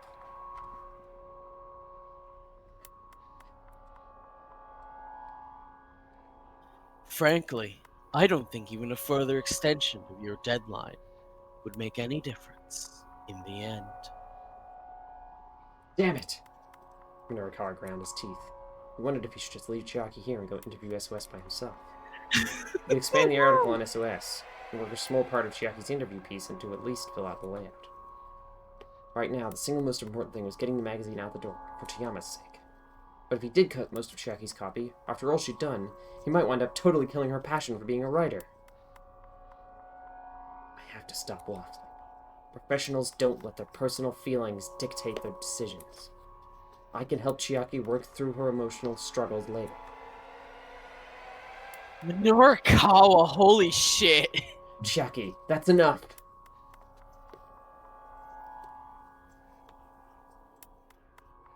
The young woman got to her feet, staggering as she began to climb the stairs. Not giving up. Can't give up now. Though obviously in pain, she struggled to keep her legs moving. Damn, I can't do it. Look how hard she's fighting to stay in the game. I can't tell her I don't need her article now. Releasing the next issue of the Gossip wasn't just going to save Toyama. It would save Chiaki as well. Norikawa couldn't abandon either one of them. Which left him with a hell of a dilemma. He needed to make a decision. If he didn't stop wavering soon, they'd be out of time. But try as he might, he couldn't come up with a plan. Then he heard a familiar voice from behind him. Oh, yes, it's the fucking taxi driver! What path to take? Allow my taxi to be your guide. This is the taxi driver who Minorikawa befriends at the beginning of his story arc and pays like $100 to every time he goes on the taxi. And He they- paid him like enough that he doesn't have to work for the entire rest of the day, so he's just hanging out with Minorikawa. yeah, he just keeps appearing in Minorikawa's... And he's got a chauffeur. Yeah, he's Minorikawa's guardian angel, ostensibly. He's great. I was like, he's gonna be here. I can feel it. Oh my god! Yes! Oh my god. Fuck yeah, dude. Norikawa spun around to see Kimizuka standing there.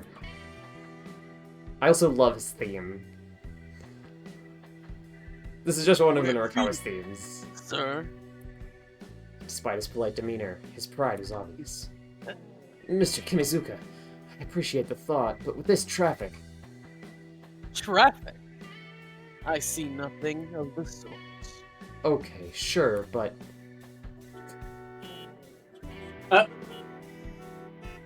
Is he gonna fucking carry Chiaki? Minorikawa is well aware of Kimizuka's capabilities, but the prospect of cutting through the chaos that currently Or is fills he the streets actually more going than to a little drive daunting. this bitch? Is that good? When you know this town as well as I do. Is that bicyclist wearing a mask? It looks like she's wearing a mask of her own face, yeah.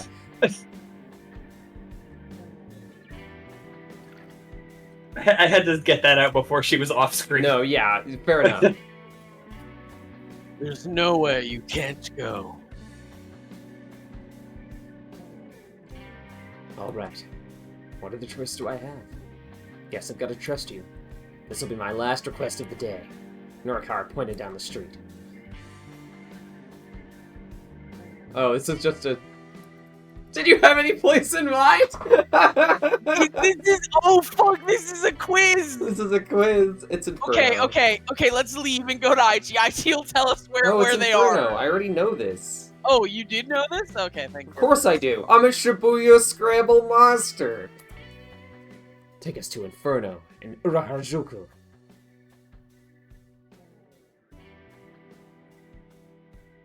Inferno? In Uraharajuku? The bar? Kimizuka crooked an eyebrow. Yes, is something the matter? No, nothing at all. Hurry up and get in.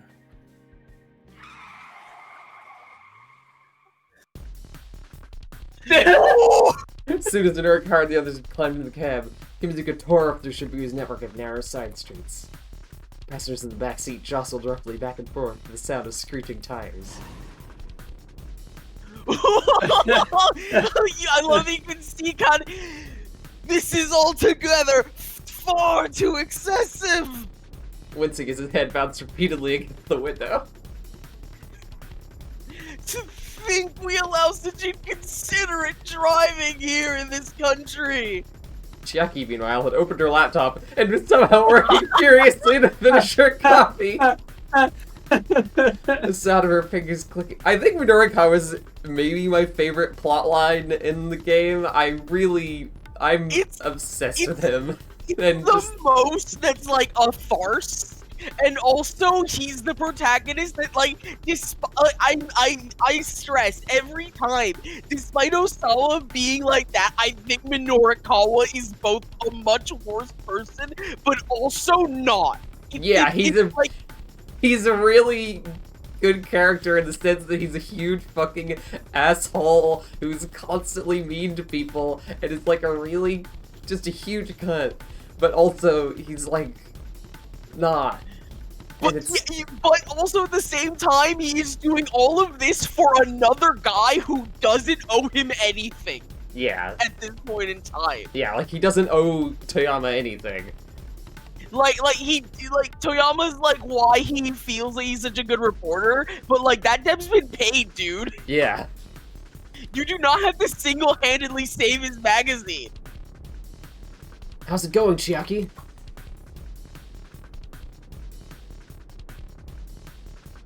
Chiaki? Just a little more. Her eyes were glued to her monitor, her face full of seriousness. Kibizuka glanced over at Norikawa. If I may ask, sir, what business do you have at this bar? Just a little interview. I hear a local gang called SOS uses the place as their big hangout. Wait, is this gonna be where he converges? You're interviewing Yeah. SOS? Yeah, Minorikawa's probably gonna meet another character again. Sir, I feel like it might be best to not get too involved with that log. There was something about the driver's warning that seemed a little off. Do your taxi driver connections tell you what SOS is up to? Originally, there was something of a vigilante corps in the name of keeping the neighborhood clean and safe. But lately, I hear nothing but bad things about them. Those loan sharks had said something very similar. Norikawa reminded himself that he'd better be on his guard. Kodayama chimed in. And just how do you plan to go about interviewing a gang like this? His fucking Kodayama. baby face. Yeah, he looks 14 years old in this shot. That's nothing for you to worry about. I have a plan. This is Kodayama again. Oh, and what exactly is this plan? It's a secret. Kodayama gave him a derisive grin. Clearly he wasn't impressed. Norikawa turned to look at Chiaki. She appeared too engrossed in her copy to even hear the conversation. This is a taxi I driver. realize this is for work, but do you really need to take such risks? Look at him, Yes, he's so I do. punished right now. Norikawa fell back to that look on Tiama's face. That look when he'd finally regained his confidence. He couldn't let Heaven Publishing go under. Tiama provided the canvas on which Norikawa shared his art with the world. Thinking about it now, Norikawa realized he'd always been chasing Tiama's shadow. Though it was galling to admit, that man had been the ideal Norikawa strove to live up to. That was why he'd hated seeing Toyama reduced to such a pathetic state. He wanted Toyama to remain indomitable, to keep busting down any and all obstacles in his own peculiar way. Still, Norikawa wasn't about to voice these feelings aloud. Felt more than a little embarrassed to be taking it all so personally. I mean, he was gonna kill himself, so Yeah, when you take on a job, you give it 100% every time. That's what makes you a professional. Wouldn't you agree?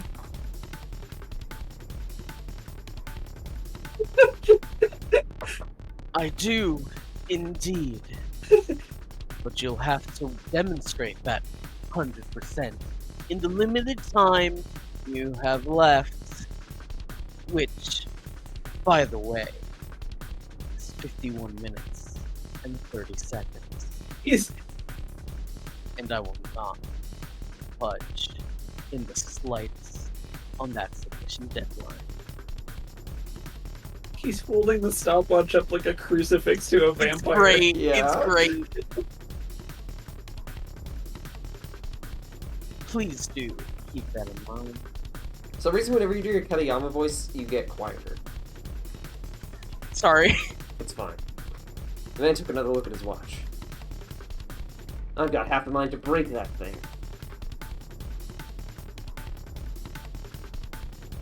Breaking my watch will not stop time. Norikawa shot him a furious glare, but Kodayama's composure was unwavering. The guy was unflappable, and the only way Norikawa was going to be able to put him in his place was to meet his damn deadline. Easier said than done, though. He'd want to use 30 of the 51 minutes he still had to write his article. That only left him 20 or so to get the material.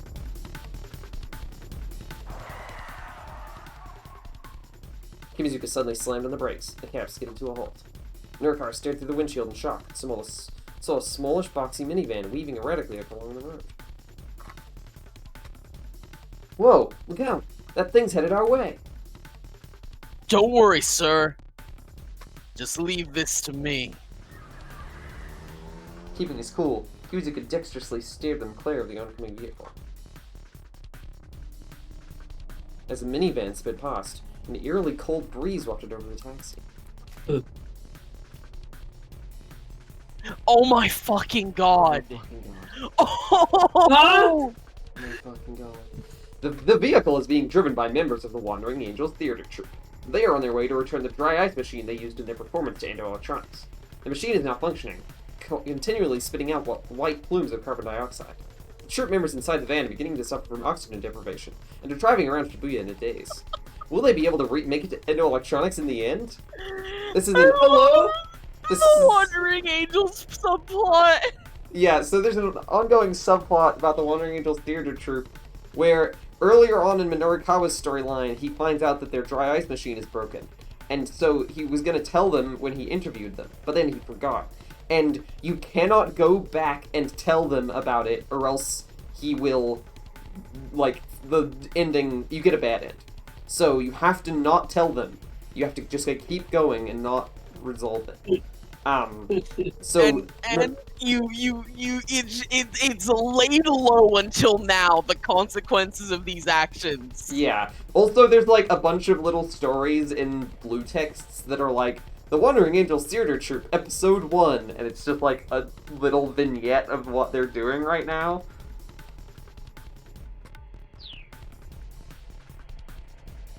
What the heck was that? I'm not sure, but let's hurry on our way. Nimbly manipulating the gear stick, he stomped on the gas once more. If your dry ice machine is putting off enough cold air for a passing taxi to feel the cold air, Here we are, sir. That's bad. that's bad. You don't have oxygen.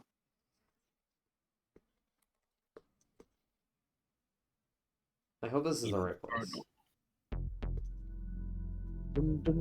They pulled up outside of a dilapidated old pool hall. Oh yeah, okay, it definitely is. You're a lifesaver. Norikawa clapped a hand on Kimizuka's shoulder. Just be sure to be careful, sir. Norikawa nodded. This is Chiaki. Oh, what? What are we being careful about? Nothing. You just wait here in the car. You've still got that copy to finish up, yeah? Well, yes. All right then. Chiaki frowned, but resumed her typing. And you wait here too. But of course. That goes without saying. Incidentally, you have 49 minutes and 6 seconds remaining. Norikawa did some quick mental math.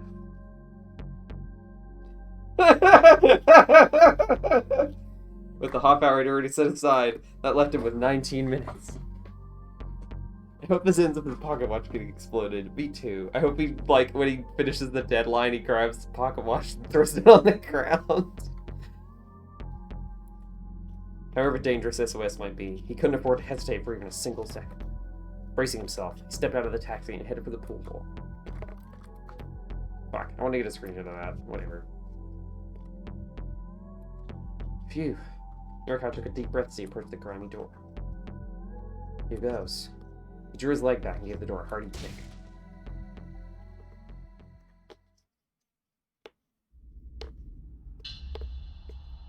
The mob of young men inside the bar turned as one at the sound of the door crashing open.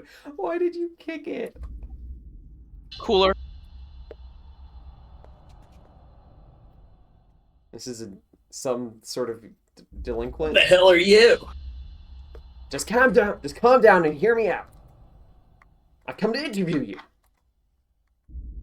Interview us? What the hell for? These are hot-headed punks, all right. They seem to be itching for a confrontation. Norikawa felt like a punch might come flying his way at any moment. Then another voice called out from further back. Who wants to be Susumu? I think this is probably Susumu, yeah. It probably shouldn't be me because I'm going to be Aishi, who is also going to be talking to Suzumu a lot. Autumn, I you imagine. can be Susumu. All right, I think you were cast. Susumu in another one as well. Maybe. It was a young man seated in the far back corner of the bar. His air of authority marked him as the gang's leader. That must be Susumu then, Norikawa thought. When you say interview, do you mean for TV? Or like a magazine? Mind telling us who you are? The name's Minorikawa. I'm a freelance journalist. I'm doing a magazine piece about young people in Shibuya. All I'm asking is just for you guys to answer a few questions. What does the answer mean? Here's the answer to the science quiz from last time! Yeah, Methane. Oh my god. That was a whole 3 weeks. No, that was 2 weeks ago. I forgot about the science quiz. We did answer I didn't. methane, though. I didn't. I remembered. I knew Methane it. has been tapped as a potential new energy source to replace fossil fuels or atomic power, but there are concerns about its tendency to exacerbate the global warming process. It is extremely flammable. The methane produced by food waste has been known to cause garbage trucks to The catch fire. timing in this game's fucking impeccable. You Yeah. could say its tendency to exacerbate the global warming process. It's a much better insulator than carbon dioxide. Yeah.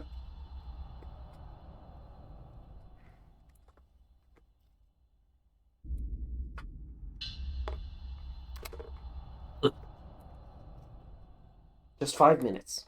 What do you say? I'm not in the best of moods right now. Go on. Get out of here. Right. He's going to make things difficult. But he hadn't expected these troublemakers to just up and accept an offer to appear in print.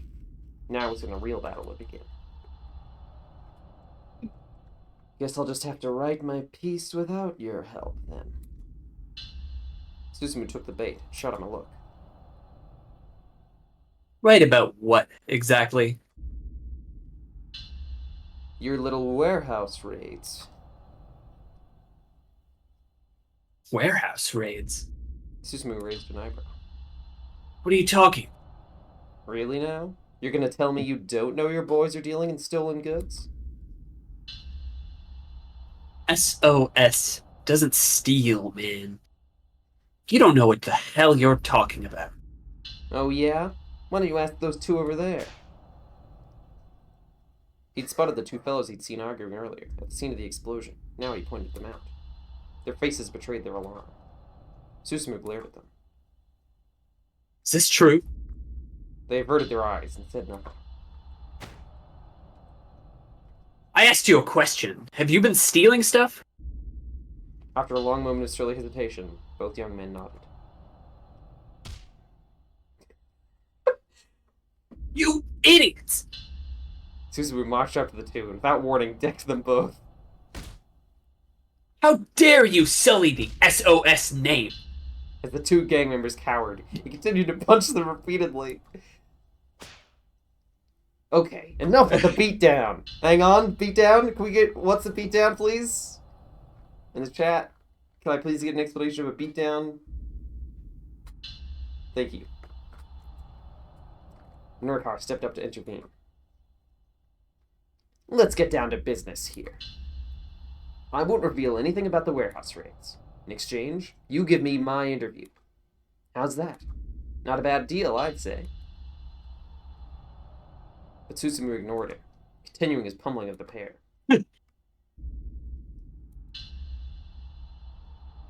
Whoa, hey! Nobody's gonna play nice with a guy who flies off the handle and beats on people, you know? What did you just say?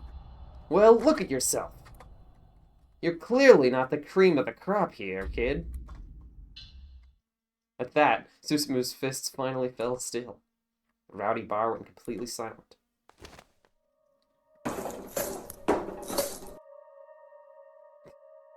Say that one more time. I dare you. I'll put your ass in the ground. Gang's leader's eyes were red with rage. Yeah, that timing was very good. It was like him walking over to Norikawa. Norikawa snorted, unafraid. Humph. That's the exact sort of line I'd expect from a total wuss who's all bark and no bite. Shut your damn mouth. Get the hell out of here. Oh, this is hilarious. This is time for Norikawa's epic interview style where he tells you how much of a shit Or he you just are. shits on you. Oh, this is hilarious. SOS's top dog is such a yappy little puppy. Susumu snarled like an animal. Can we get a snarl? Like an animal?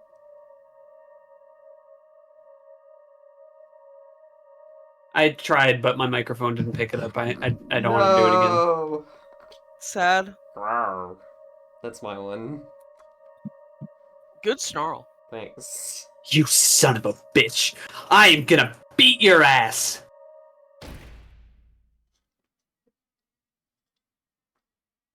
This is Chiaki, I think. Mr. Mino, I'm all finished. Oh no. A brilliant voice resounded suddenly through the bar. Cheerful and full of energy. Originally, the term indicated a state of bubbling or boiling, so it's effectively a fancy way of describing someone as bubbling.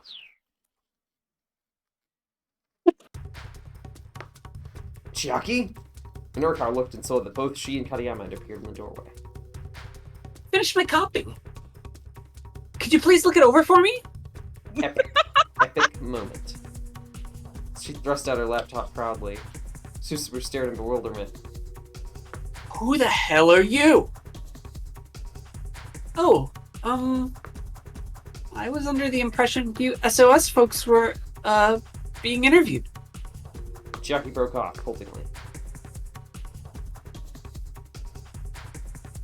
Yeah, you're right about that. One by one, gang members started to close in around her. Well, it's just... You look like you're really angry is all. Oh, do we now? That's because we are pretty damn angry. Still. Good grief. It would seem that getting your interviews is quite impossible. Is this a bad end? By the way, you only have another. You shut up! I feel like at some point Aichi's gonna show up, but he hasn't Norikawa yet. snapped as Katayama appeared at his watch. Just leave this to me. You two hurry up and get out of here. No way! that was kind of cheesy. What? Why not? Because I want you to read my copy, Mr. Mino. She looked him right in the eye.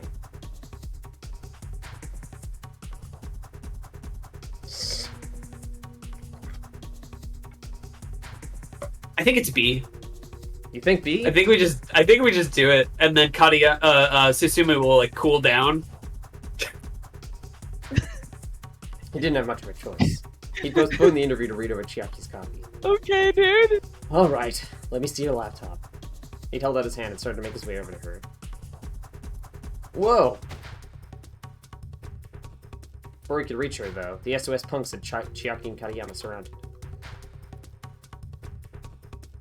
Oh, what's this? Something important? One of the gang members reached out to grab Chiaki's computer. Knock it off! Don't touch that! She struggled to resist. Leave the girl alone, you scumbags! The young man in the bar stopped and turned. Susumu was quick to respond. Screw you, man! Who are you calling scumbags here? Any guy who raises a hand to a lady is a scumbag. If you're looking for a fight, then fight me. Just get your hands off the girl. Norikawa did his best to look unafraid as a couple dozen vicious gazes now turned back on him. Bring it on!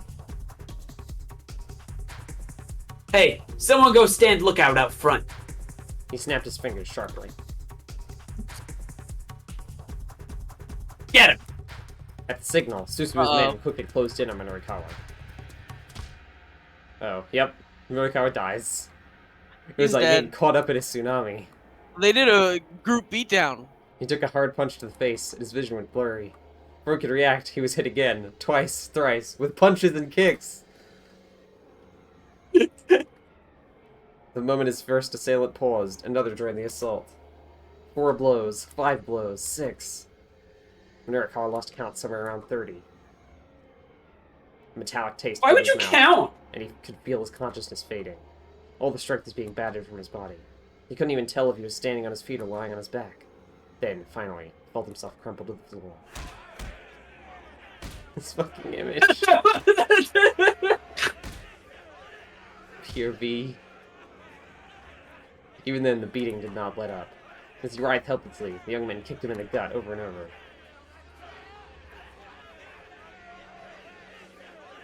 This is Chiaki. Stop it! You're going to kill him!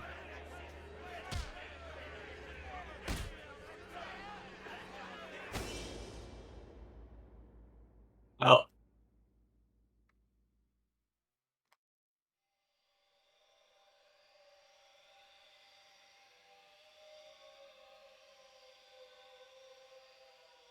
Eventually, Nurikar forced himself to go limp. Finally, the kicking stopped. Ah, crap. Did we take this a bit too far? Yeah, probably. Mr. Mino! Chiaki rushed to Nurikar's side, sobbing. Please! Answer me! He held his breath and said nothing. Mr. Mino! Tears streaked down her cheeks. She shook him desperately.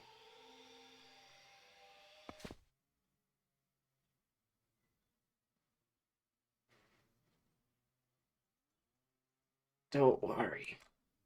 Holding up a hand to stave her off. She let out a yelp of surprise, staring at his battered face. He could feel blood trickling from the corner of his mouth. He turned his grisly visage on the gang members as he painfully rose to his feet.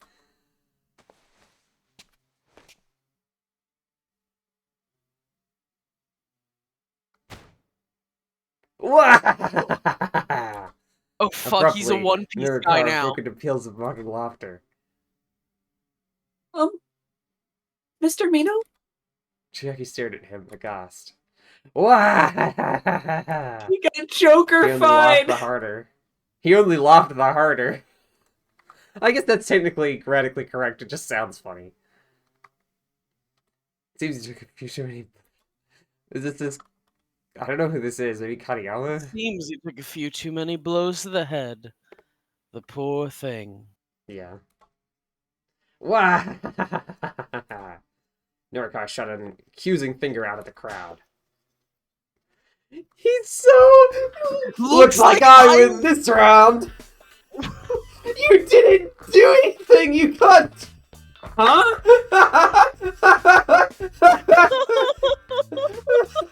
Huh? That was such a bad Huh? end. What do you mean? Huh? He's like so beaten up. I get knocked down and I get up again. So smooth. What? Don't you get it? Nurikar said. Don't you get it? What am I saying? You're a bunch of idiots. Now then, if you're a part of me... Oh, I get it. No, this is Kariyama. Oh, I get it. Nurikar was halfway to the exit when Kariyama's exclamation rang out. You were planning all along to let these guys beat you up, huh? Nurikar jerked to a halt, his shoulders trembling. You knew they'd turn down the interview.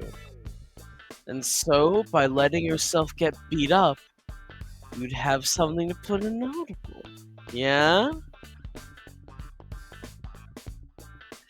It's a bit bogus, maybe, but I guess it's one way to get material to fill your pages. Nurikar broke out into a cold sweat. Shut up, you idiot. But Kariyama continued with his oh-so-brilliant analysis. Kariyama, you're gonna get him killed! You sure pulled a fast one on this gang here. Bro.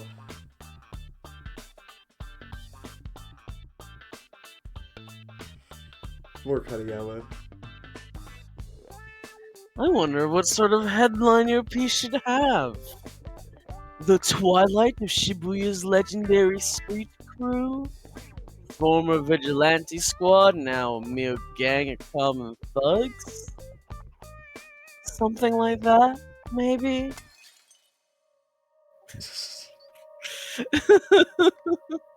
Susumu stared daggers at Minorikawa. Go on. I dare you to write that out. Then we really will put your ass in the ground. He moved to block the path to the door, clutching a broken beer bottle in one hand. You moron! I was this close to pulling it off.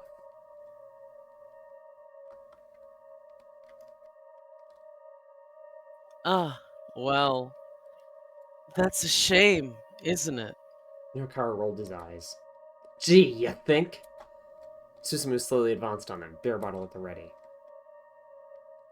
Oh my god. That didn't take very incidentally, long. No. You it did have not. 40 minutes and 7 seconds left. A lot can happen in 10 minutes. I think Aichi's gonna be here right now, right? Because Yeah. it's like 10 minutes and then another 10 minutes to run. Yeah. Minorikawa hung his head. Was everything futile at this point? Fuck. Yep, there it Okay. is. I can hear it. Hopeless, pointless, ineffectual. Not to be confused with feudal, which refers to the socio-political system in the Middle Ages involving lords and vassals and fiefdoms. There's so many of those jokes that are like there's so much wordplay in this game, and especially in the blue text. It's like there's got to be such a different experience to play this game in Japanese. Yeah. Was everything futile at this point? All right. Cool your jets. I'd say that's quite enough. No, it's What is Oh! it's Kimizuka. It's no Kimis. Susumu stopped and spun around. Kimizuka had entered the bar. Huh? The taxi driver stared out sternly from behind his sunglasses. All the young men in the bar fell silent. Norikawa and his companions exchanged glances. It's not Aichi? Oh man. You? Suzumu's Is face he- twisted up in awkward embarrassment. Kimizuka's tone is light and playful, Who but is intimidating this nevertheless. guy? Whoa. Hey now. That's no way to address your teacher. Teacher! Kimizuka nodded. Yeah. Until last year, I used to be a teacher. But I got into a bit of a dispute with my school, so I moved on. These guys here are all former students of mine. Uh-huh. Sorry that they're a bunch of good-for-nothings. Uh-huh.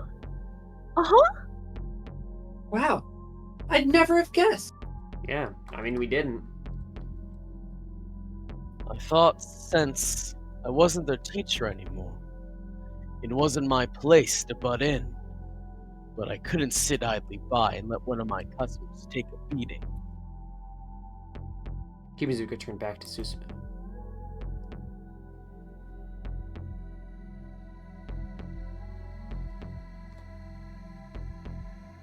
This is Kimizuka, I think. This guy totally played you. Every last one of you. Susumu bit his lip in frustration. Still, it's hard to imagine anyone would want to take a beating from this many guys all at once.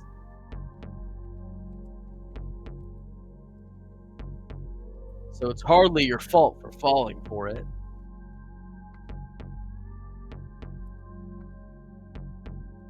Kimizuka had switched gears from taxi driver to street smart mentor.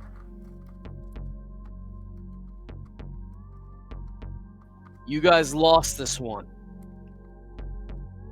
And for that, you need to give him his interview. So this was the way. This was the way. It's so funny that this, like, It really did seem like a bad end. Yeah, Like, I thought we but would have to go to maybe we're done. Archie's. Maybe we're done with those. Yeah, maybe this... I mean, there's gotta be a bad end. No way.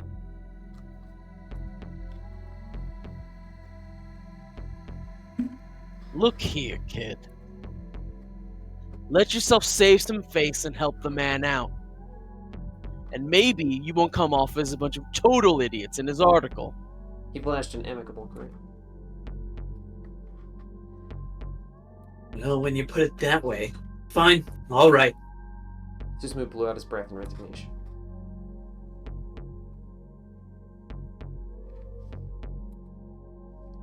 That's a guy. Who wants... Soul, do you want to be this particularly nasty-looking young fellow?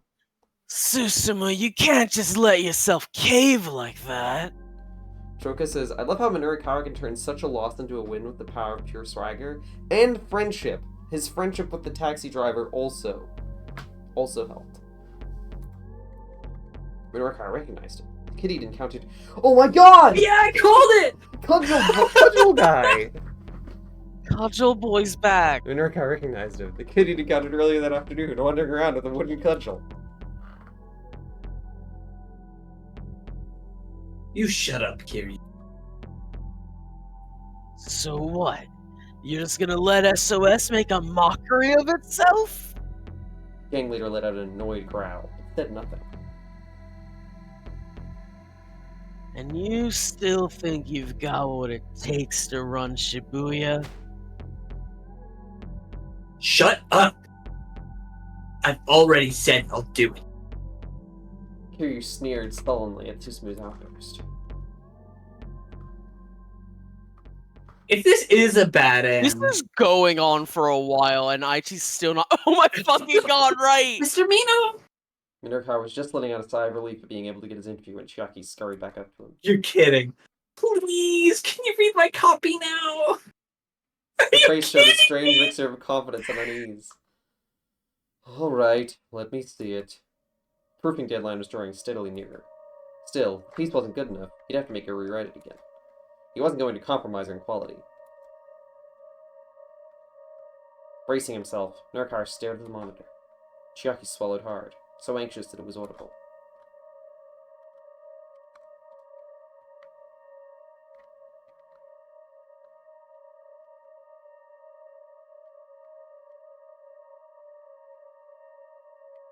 Her little pig sticker. I love Aw. the decor on the laptop. It's really... So good. Nurkar gave the piece a fast once-over, then read it again more closely. When he was done, he closed his eyes, considering. Chiaki held her breath, waiting for his response.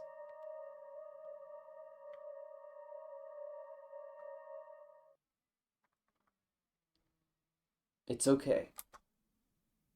She looked back at him blankly for a long moment. Really? It's really okay. Is it really, really okay? It really is really okay. Nurkar watched in surprise as she broke down in tears. Oh, thank you so much! Chiaki bowed profusely. He gave her an affectionate little ruffle atop her head. She wiped at her face with her palms, scrubbing the tears away. So I guess I never really told you what sort of articles I want to write and all. No, I don't think you have. Well, I mean, I want to write socially conscious exposés like you do, Mr. Mino. And so, to hear you say that an article I wrote is okay, that makes me really, I mean, happy, I guess. Or maybe moved. Her eyes were still bright with emotion. Well then, really? There was actually another writer who took inspiration from his work, and who strove to be like him. Minoru had never thought a day like this would come. It was a peculiar feeling. He'd always been the follower, chasing after interviews in order to be more like Toyama. It made him feel both bashful and proud that the skill and soul he'd honed might be passed on to the next generation.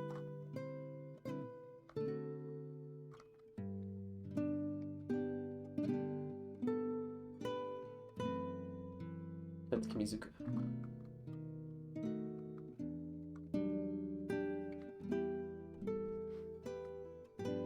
Right. I should be off. Nurikawa returned the gesture more deeply. You really have been a tremendous help today. I'm not sure where I'd even be right now if you hadn't been there for me. Oh no. Not at all. I was just driving a customer around to where he asked me to go. Oh, that's right. I still owe you a fare. Opening his wallet, Nurikawa saw he Only had only a He's gonna give him 110,000 another yen bill. 10,000 yen. He can do it. Still, He's gonna Now do is it. no time to be frugal. Keep the change, he said as he handed it over. But even as he said it, Kimizuka was already handing him some money back. Here. I insist. The driver had already counted out the exact change in advance. He knew that he would pay him another 10,000 yen bill. You really are a pro, huh? Nurikawa took the money and stuffed it into his pocket.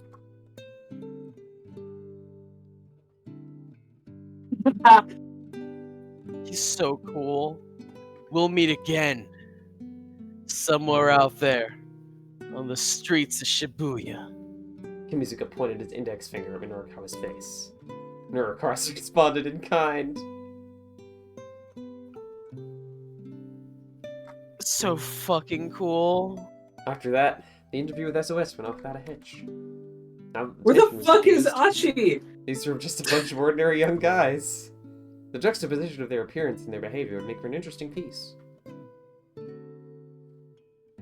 So, about what you said earlier. About how I'm not the cream of the crop. Yeah, that.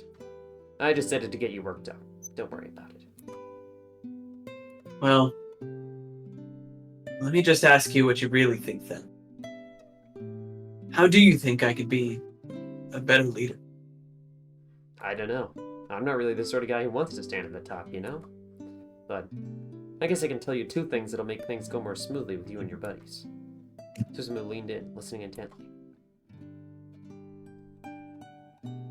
Forgiveness, and also trust. Nurikawa chewed over his own words. The events of the day were played in the back of his mind. He'd forgiven Toyama for his faked suicide, and trusted that he'd regain his reporter's edge. He'd forgiven Chiaki for her bungled interviews, and trusted that she'd grow as a journalist. In the end, that's what it was that had helped him through. Forgiveness, followed by trust. Susumu grumbled softly. Forgiveness and trust, huh? Doesn't sound so easy. People gravitate towards somebody who can handle things when they get tough. With that, Nurikawa got to his feet.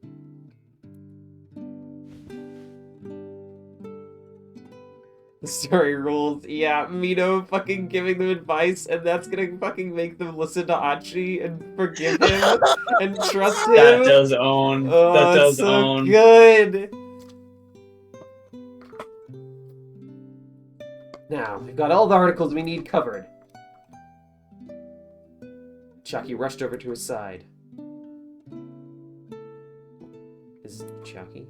Well, I guess we still need Mr. Toyama's piece.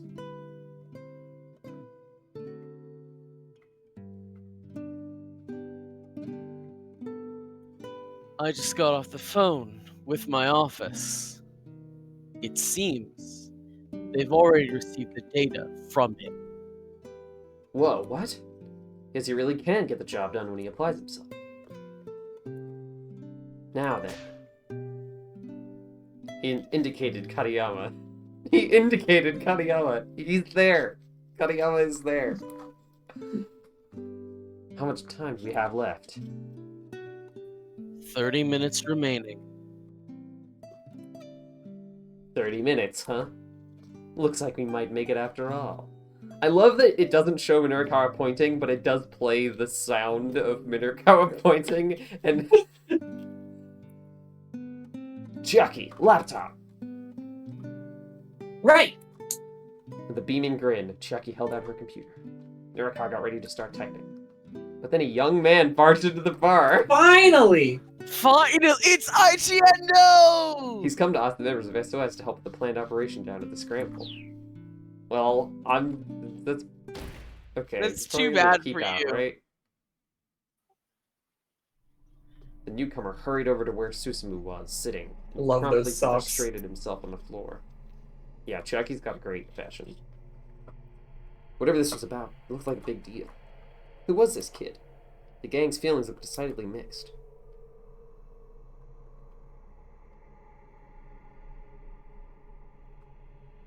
This is Achi.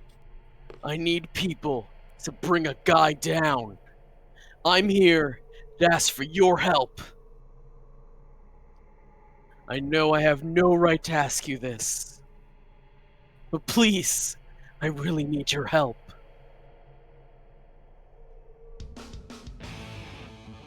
As Minurikawa What listened is to the young man's normal, conversation with Susumu, We're he just could innocent feel men. his... It's so true! He could feel his blood start pumping. It sounded like they were talking about the terrorist plot in which Shibuya had become embroiled. Hey, Chiaki, did you hear that just now? I did. I'm not sure I follow all of it, but it definitely has the whiff of a major scoop. This fucking Sonic music! Nurikawa shut her a daring grin. So what's the play here, Chiaki? We interview him, of course. But we only have 30 minutes left, right? So we take 10 minutes for our conversation and use the remaining 20 to write up the piece. I'll help you out. She's so ready to become a Norikawa too. Yeah. You learned good, kiddo. Nurikawa ruffled Chiaki's hair again. They both blushed profusely, hurt by a surge of excitement.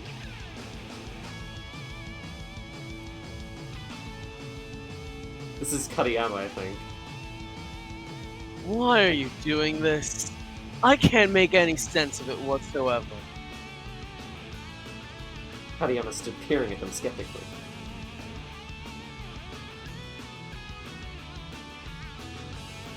If you write of a piece you just need your interview for, you'll make your deadline. Why go out of your way to trouble yourself further? It's no trouble. I'm just doing what a professional does. That's all. Katayama let out a solemn sigh.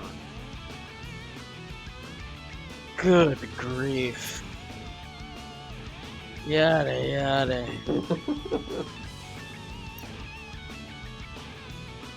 He You looked at his closed pocket it! watch again, then snapped it shut. Well, if you aren't concerned about the time, then do as you like, I suppose. I'll admit, you've made me quite curious to read this magazine you're putting together. Nurikawa and Shiaki rolled their eyes as they turned away. Already they were making their way over to Susumu and his gang. The interviews aren't over until you have what you need. You refuse to let them be over. You spend every last second you have to do the best job you can. That's what being a professional journalist is all about.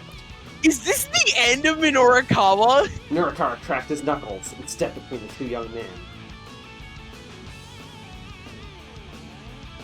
Sounds like you've got an interesting story. Mind letting me hear it, too?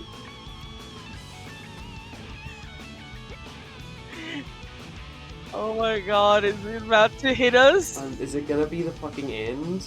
Is it about to hit us with it? Yes! Yes! Oh my god, that was so good! Congratulations, you won. Congratulations, End of you his won. story.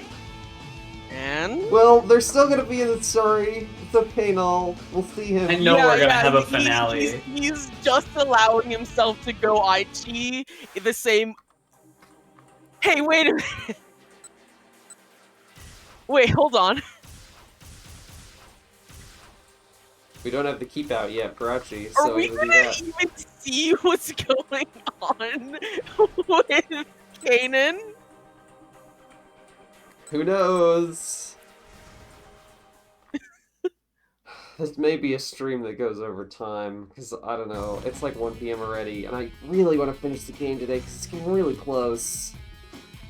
All right. Yeah. I feel like some of the threads are still loose. I also have the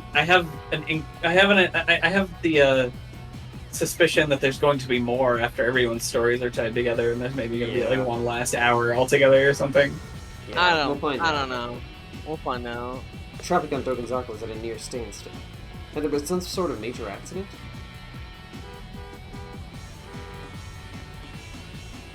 As Achi ran along the roadside, he heard a middle-aged man screaming angrily. This is... You've got to be kidding me! What do you mean no trains are stopping in Shibuya? The guy was red in the face. Calm down, Calm old man. down, old man. Calm down, old Achi ignored him man. and kept on running. You have no time, dude. You know, he was late though. Maybe maybe true, I'm Maybe maybe it has this to be is the late. bad end. Maybe this is the bad end. This is the bad end. Finally, he We'll arrived see. at SOS's hideout. Two young men were standing by the door as lookouts. Achi recognized one of them. It was a kid whose so-called buddies had tried to shake him down earlier that afternoon. They roused themselves as Achi approached. Hey, I need to see Susumu. No can do. He's in the middle of something right now. Lookouts made no move to let him through. Achi felt a surge of resentment towards Susumu. If he'd still been with SOS, he'd never try to post members on guard duty like they were low-ranking Yakuza thugs.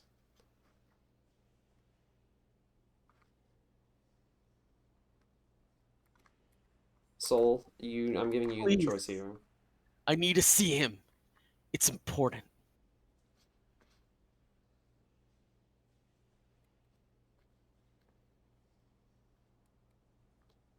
Just chill. There's more. Just tell him Aichi's here. He'll make an exception.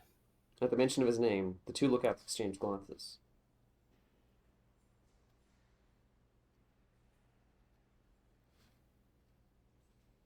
Alright, I'll go ask him. One of the lookouts hid inside, leaving Achi alone with the kid he'd helped out earlier.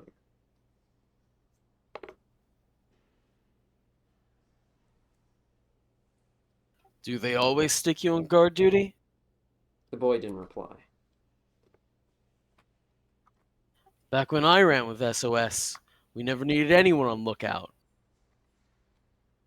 We were just a bunch of guys who loved Shibuya and who had a fun time hanging out with each other.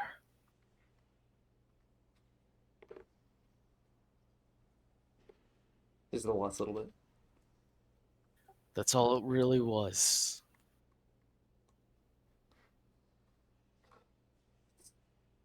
It's not Susamu's fault that SOS changed. Lately, it's Kiryu who's been driving things. Kiryu? Oh yeah. That guy. Achi recalled his earlier run-in with him. That guy was an arrogant bully, and he loved bashing things with a wooden cudgel.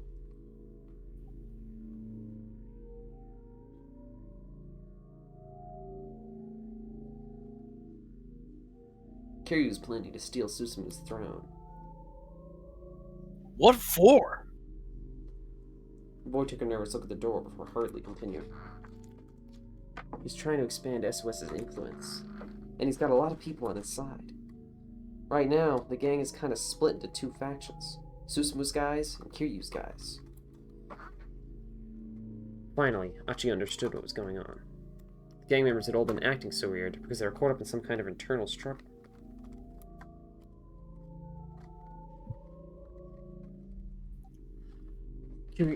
Kiryu goes around recruiting new followers by force, and if he doesn't like you, he dishes out punishment. This month alone, he sent 8 people to the hospital. SOS is a total mess, man. This plan of mine might not work out after all. Achi felt a sinking sense of despair. If SOS was ravaged with infighting, it was doubtful they'd heed the dangerous request he had for them.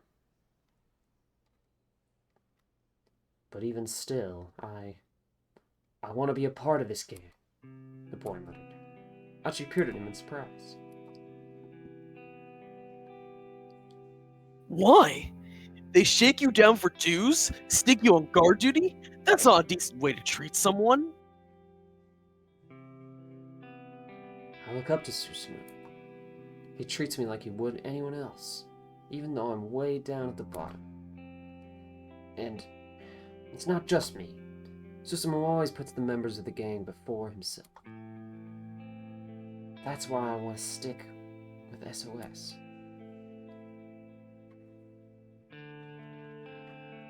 Aha.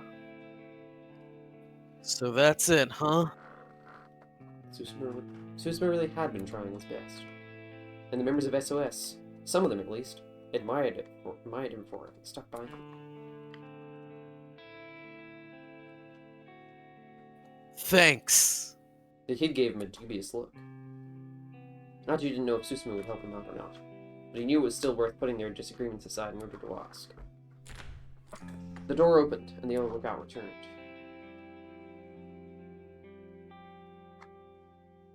Susumu says to come on in. Achi nodded, and strode inside. Does keep out? You gonna keep out? Okay, Yeah, out. keep out. Okay, cool, no bad. Ignore the old man's struggles. Do not care for the old Don't man's care struggles. about him right now.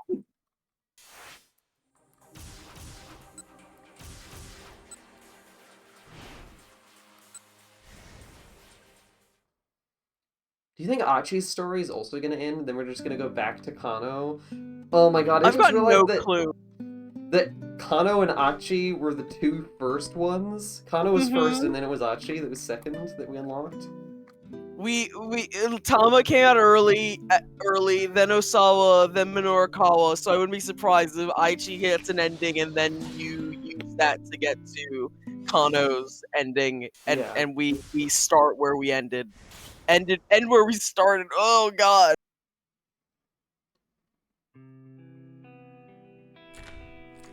The door opened, and the other lookout returned.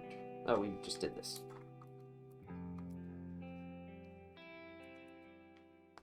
Susumu says to come on in.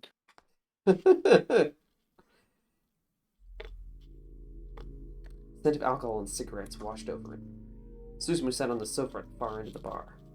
It was where Achi used to sit, back in the day. What do you want? Achi walked up to him and then got down on his hands and knees. Huh? What are you doing down there? The hell is this all about? I need... Oh no, this is Achi. I need people to bring a guy down. I'm here to ask for your help.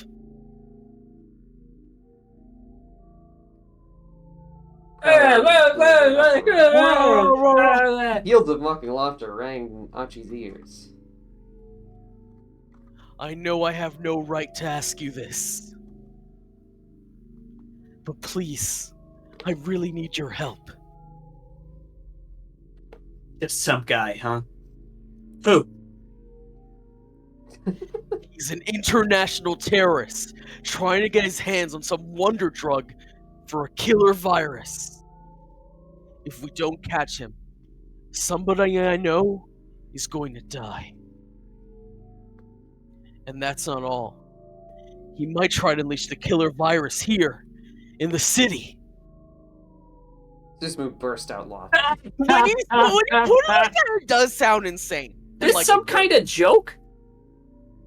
You all right in the head there, Achi? The other gang members followed his lead, unleashing another storm of mockery. The laughter continued for quite some time.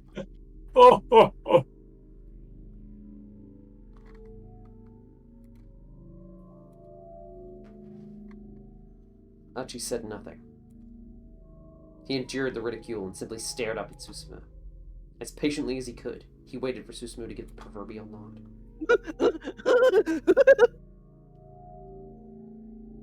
Finally, the laughter subsided. Susumu crouched down and got in Achi's face. Is that how you go about asking someone for a favor. Susumu growled menacingly. If you have a problem with me kowtowing like this, I can apologize some other way. All you want.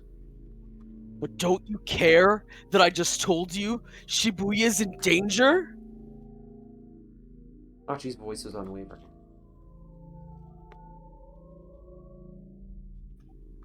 But face it, Susumu, isn't Shibuya the reason everyone here hangs out with each other? If you're telling me you don't want to keep our town safe, then I won't ask you guys for anything again. I withdraw my request. Two glared into each other's eyes. Yeah. Yeah! Then before Susumu could reply, an odd man stepped into. Why can I jump here? Why can I jump? No, it's... Wait, yeah, what the fuck? I can jump to Minorikawa's ending. No, you know what it is? It's if you jumped to Aichi, Yeah. you can jump back to Minorikawa's ending. Yeah. Oh, that does make sense. And before Like Susumu finish could off reply, Minorikawa. an odd man stepped in between them. Sounds like you've got an interesting story. Mind letting me hear it, too?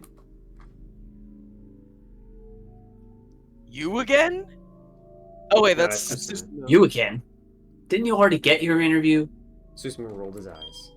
Fuck! I have my shift key! Oh. My shift key! My shift key is not on the keyboard. I hit the fucking, like, switch there. I just misinput this fucking key switch. Aww. I think Grovel's Who is here might be this? telling the truth. I think it's Minorikawa. Oh, yeah. It lines up with the information I have. Hey, Grovels, you got a second? My name's not Grovels. It's Aichi. I'm Minoru Minorikawa, magazine reporter, and I know a bit about that stuff you were saying just now. The killer virus you mentioned is called the UA virus. That wonder drug is an antiviral medication, and the person you know who might die is Maria Osawa. Am I right? I Achi love was that almost too Minorikawa shocked. hasn't been involved in the plot, but he doesn't know everything. Yeah, he's a fucking sleuth. Oh, I'm not Achi, what? Huh? Huh? How do you know all that? Minorikawa ignored him and turned to the SOS leader. Susumu, something really is going down in Shibuya. What are you gonna do about it, boss? Susumu bit his lip. He looked pretty conflicted. Sounds good to me. me. You do it. You do that. Let's give him a hand. Fuck. No, it's fucking Kiryu who said that. Achi turned to see where the voice had come from. It was Kiryu doing a really stupid voice. You shut up. Break out of your ruddle, man. Aichi here is right. Isn't keeping our beloved Shibuya safe what SOS does? He slipped an arm around Achi's shoulders. You're okay with that, right, Aichi? Me going against Susumu's orders to help you out? Kiryu's lips pulled back in a broad, unsettling grin. But first, we have unfinished business. You and I. I mean, I'm willing to lend a hand, even though you ditched the gang and all. But first, we've got to settle our score, here and now. You understand, don't you? Yeah. Yeah, That's Achi. you're right. Kiryu grinned hungrily. It's guillotine time! A bunch of the gang members started up an eager clamor at Kiryu's pronouncement. In a matter of moments, Achi was grabbed from all sides and hoisted up onto a pool table. A dozen young men held down his arms and legs, positioning him so his head jutted out past the table's edge. Kiryu brought out a steel pipe nearly a meter long. His Oh face my literally God! with dried blood. Yeah. Guillotine! Guillotine! Guillotine! Guillotine! Guillotine! Guillotine! Guillotine! Guillotine! Guillotine! The men of Kiryu's faction pumped their fists into the air, chanting madly. To the tune of Death Grips Guillotine. Kiryu licked his lips as if drunk off of their cheers. Glancing to one side, Achi saw Minorukawa speaking emphatically to Susumu. It looked like the reporter was trying to talk some sense into the SOS leader.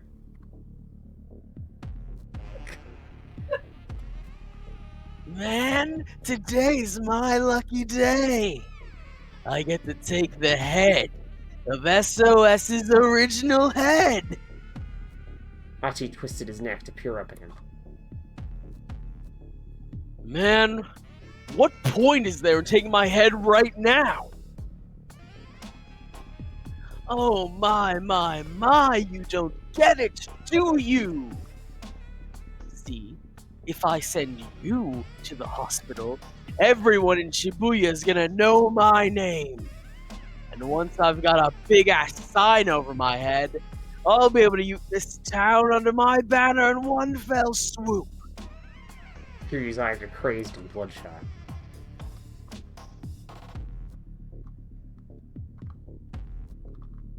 Then that's all the more reason for you to do as I'm asking. If you want to unite Shibuya, you have to protect it first. But if you think you need to take my head to do that, then go right ahead.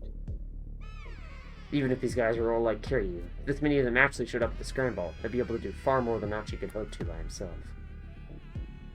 The ultimate goal was to capture Alphard. Achi didn't care how they made that happen. He was Achi, just sorry he wouldn't get to see it through, to protect Hitomi to the very end.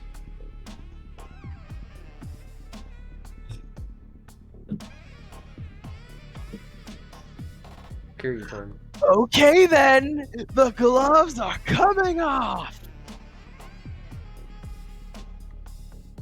Go on, do it.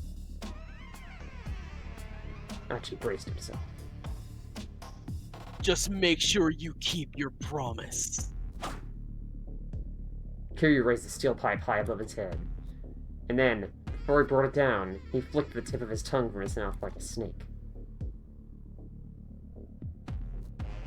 You dumbass. I didn't promise you nothing. Achi strayed in sudden panic. His limbs were pinned down too forcefully for him to have any hope of avoiding what was to come. Oh. No way. Yeah. Susumu's saving him. Oh, shit. Yeah. But the steel pipe never struck home. Just when it was about to smash into Achi's head, Susumu grabbed hold of it.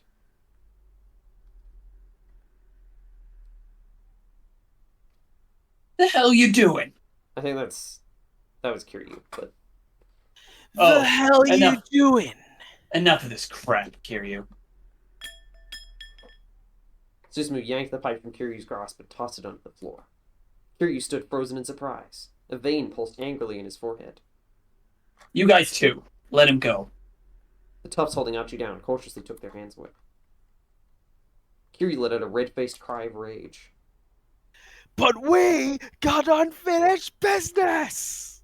Ignoring him, Susumu helped Achi slide off the table.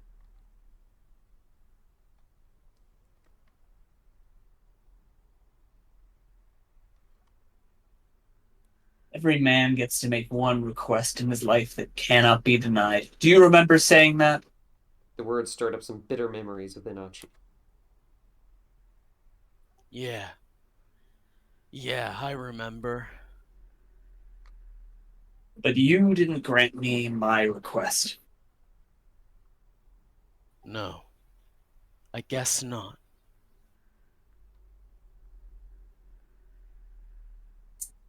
That's why I'm going to heed yours. No questions asked. Susumu held out his right hand. Susumu, you are? That'll make me the better man. Finally. Wow.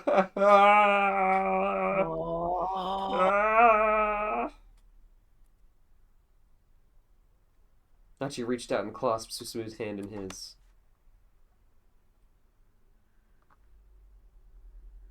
Yeah, Achi said, you're in a quite the short guy. voice.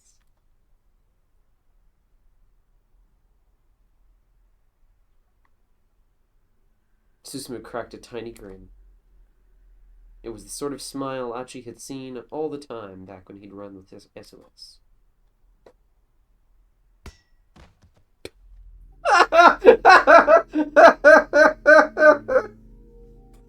Sorry, the timing on that, it was just really funny, and the noise was really Aichi, you have to beat up Kiryu. Suddenly, Susumu staggered and dropped to the floor, falling too fast even to cry out. Kiryu had snatched the steel pipe back from the floor, striking Susumu from behind with his back was turned. To hell with this! SOS doesn't belong to you guys, not anymore. I won't allow it. Achi didn't flinch. SOS doesn't belong to anyone. It's not mine, it's not Susumu's, and it isn't yours. We're just a bunch of friends, hanging out and having a good time. That's the only reason we get together. We're just normal men. Nothing more, We're just innocent nothing men. less. We're just normal men. He turned and looked slowly around the room. Hey, you guys! Do you all get together because someone told you to assemble? Do you get together to follow someone's orders? No, you don't. Of course you don't. The bar fell silent. Achi could see the young men who surrounded him exchanging glances. They could tell that his words rang true. Kiryu saw it too, and it only made him more and more agitated.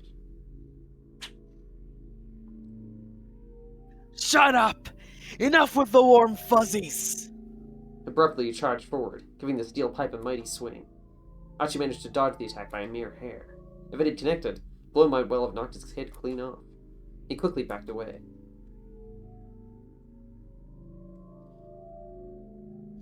What's the matter? How come all you do is run? The pipe crashed down onto the bar top. Bottles of beer and liquor smashed and scattered. Come on! What's the matter, Aichi? Kiryu slammed his weapon onto the pool table, sending bowls scattering across the floor. Some of them collided with Susumu. Susumu let out a faint groan. Smirking at the sound, Kiryu stalked toward him. Speaking of unfinished business! With a gleaming grin, Kiryu took aim at Susumu's head, lifting the pipe up high. Stop! Before he could think better of it, Achi was rushing for his fallen friend. Yeah. Aichi has the fucking Yakuza text with, like, Kiryu, usurper to the SOS gang. Yeah. You dumbass. Without missing a beat, Kiryu shifted his weight and swung the steel pipe at Achi's temple. Yo! Yo! He parried it! Achi responded to the fast high kick with his right leg. The steel Tiger pipe Dog connected negates all hard with his damage. shin, but it was Kiryu who went reeling off balance. Tiger Dog negates all damage. Yeah! Achi pivoted and put all his might into a straight right to Kiryu's jaw. The blow struck home. Kiryu's head snapped back and he crumpled to the floor. There was a momentary hush of indrawn breath. Then the bar erupted in a wild clamor that practically shook the whole building. All eyes were fixed on Achi, marveling at what they had just seen go down.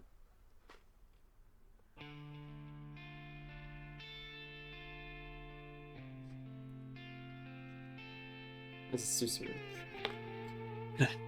Sounds like folks were hoping for a little more of a fight. Susumu got to his feet, his left hand clutching his right shoulder.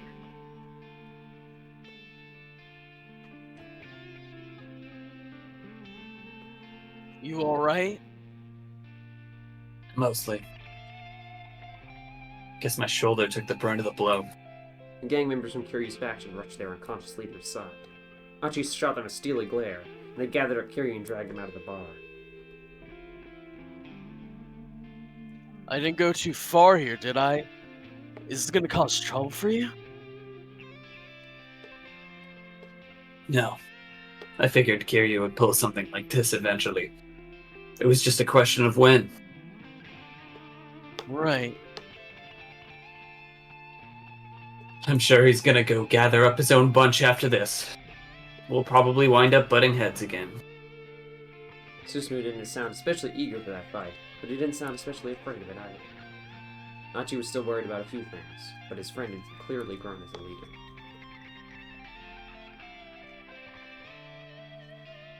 Anyhow, back to that story about you needing some manpower. Will the guys here be enough? There are around 30 gang members still in the bar. Doesn't look like it. 30 guys, Each of them in the that's eye a turn. amount. There's a lot in the shadows. That's They're hiding.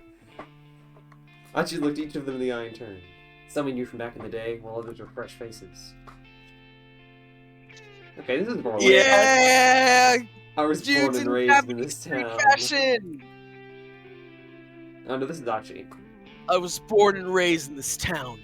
I'm fond of the friends I've met here. This has always been a great place to have a good time. And today, right here in this town, I met someone who's very special to me. And I know this doesn't involve the rest of you, but I'm willing to protect her. Achi knew he wasn't doing a great job of getting to the point, but the members of SOS listened quiet.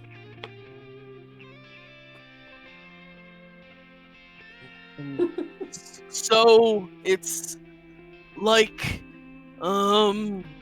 He felt like a grade schooler who didn't know the answer to a difficult question. He fussed with his hair and frowned sheepishly. okay, so I'm not sure how to really put this, but Shibuya is a special town to me because of getting to meet people like that. And maybe, and no, I mean, it's like that for you guys too? Don't you love Shibuya? So, help me help this town. He bowed low and deep. I want to protect this girl who means so much to me.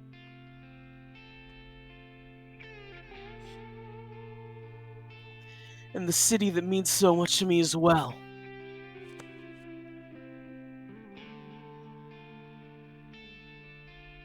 Susumu. I know my answer. Susumu clapped a hand on Achi's shoulder. Yeah! Listen up, everyone. SOS's original founder is back in action.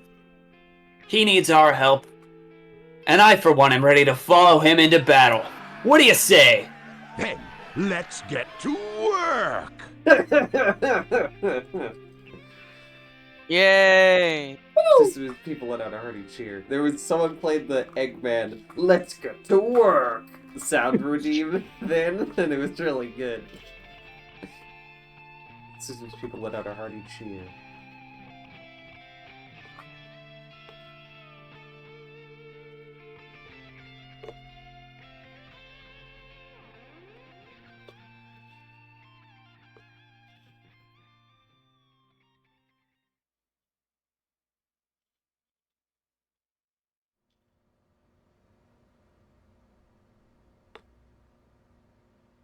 When Archie marched back into his home, followed by 30 members of his old gang, Hitomi and Kano were obviously overjoyed to see him. Their happiness raised his own spirits unexpectedly high. He felt a palpable sense of accomplishment. Alright, detective. Let's do this. His resounding cry echoed throughout the workroom, and the gang set out for the scramble. What's the matter? Hitomi asked Achi as they made their way through the busy streets. What's the matter with what? You look pretty pale. She peered good and hard into his face. Do I now? Are you tired or something? I mean, you've kind of been going all out all day long, after all. Nah, it's nothing. I'm just a little hungry is all. So, don't worry about me, or Alfred either, okay? I swear. I'll keep you safe, Hitomi. All right. Hitomi gave a tiny nod. Just leave it to me. Alfred's got nothing on this guy.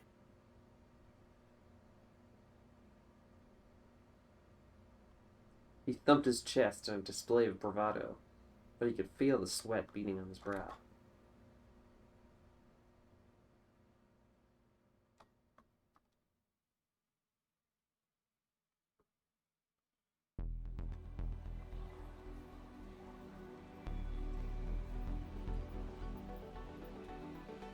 When they reached the scramble, Achi took his place at the location specified by the battle plan Kano had drawn up. Hitomi was only a few meters away. Whatever happened, he was in a good position to shield her from harm. There were 3 minutes left until the appointed rendezvous. Achi wondered what sort of person was going to show up. Still, he knew he couldn't scan the crowd too much. He needed to act as naturally as possible so Alfred wouldn't be suspicious. He risked a glance over at Hitomi. Maybe now isn't the time for admiring, but he couldn't help but think how cute she looked. In some ways, seeing her there felt similar to when he'd first seen her that morning, in the very same spot. The difference is that, this time, it wasn't just Hitomi's good looks that made him find her so attractive. They might have only spent a few hours together, but at that time he'd learned a lot about her as a person.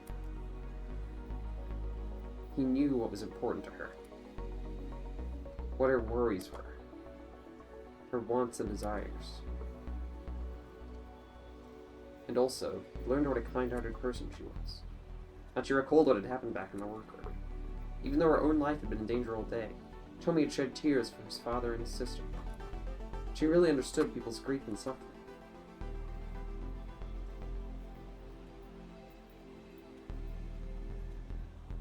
What do I do if I can't protect someone as good as her?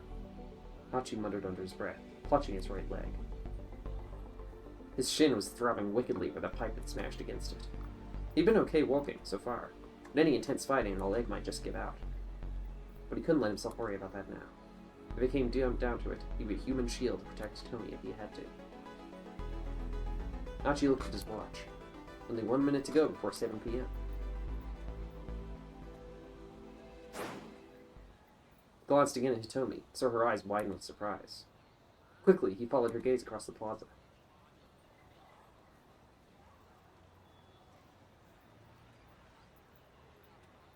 He spotted a tall, white man approaching.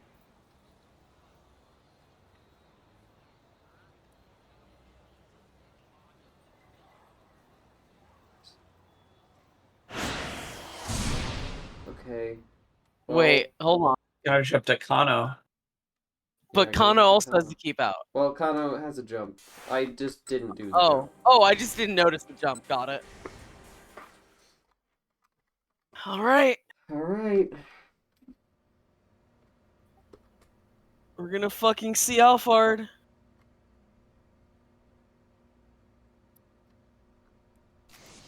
Oh, you want to go to 610 for Kano? Oh, yeah, he probably has different dialogue.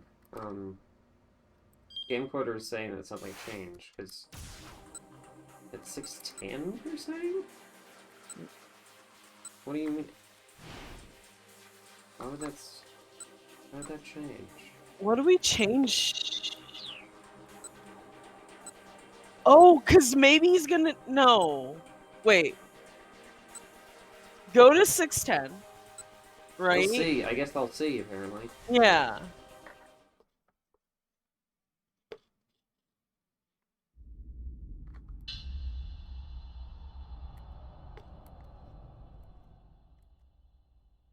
Just after Ichi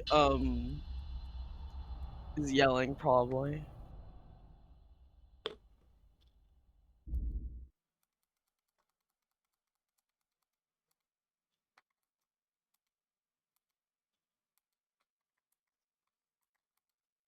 The organ traffic use you knew.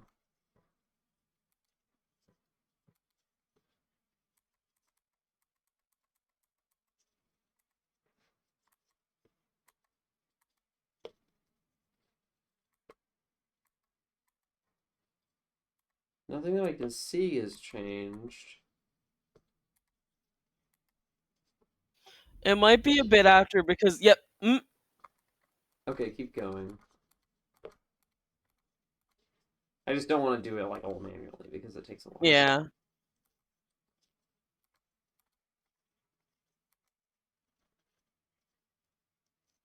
This one isn't just really stated easily, so it helps be pointed out. Is it not like in 6:30, or is it only at 6:10 exactly?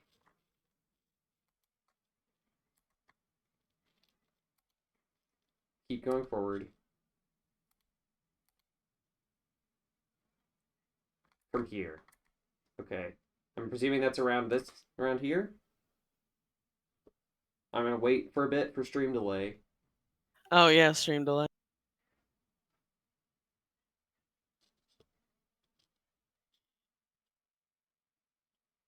Okay, I'm gonna assume that you mean around here. Game encoders saved wisdom.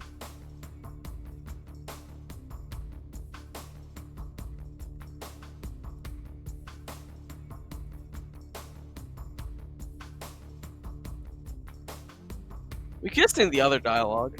I guess so. But I just wanted to say it again.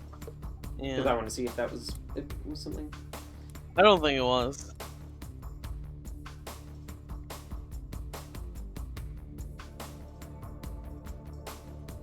This track is still so good. Yeah. A good There's one. so much good music in this game.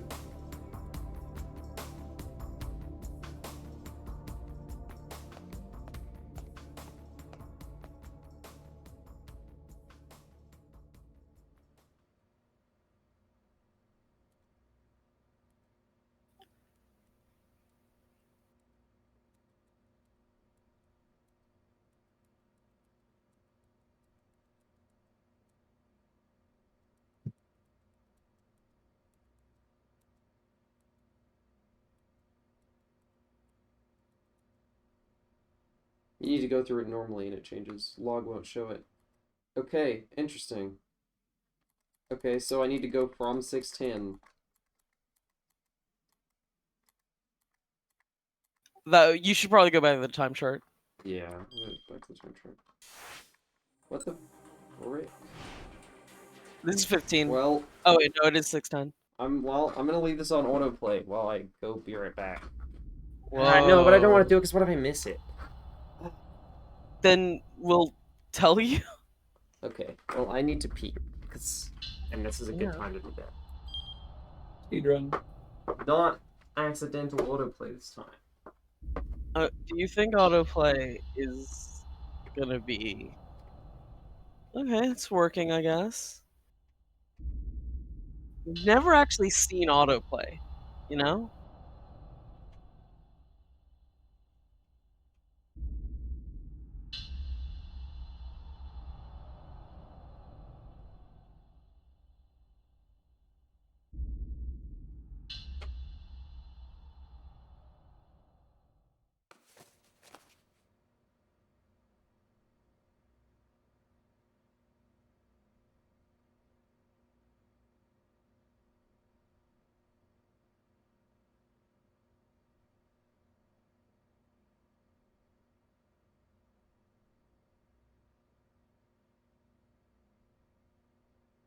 Is this new? This isn't new, right? No, this is the same. Oh, we might get stuck when it gets to a choice. I wonder.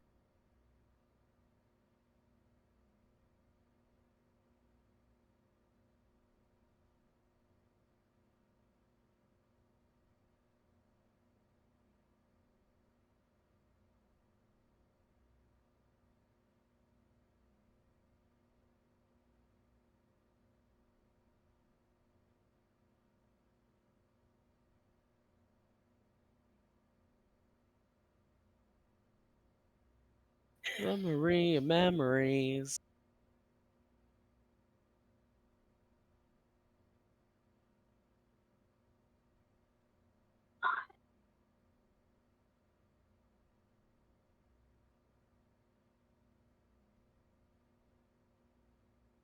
Maria.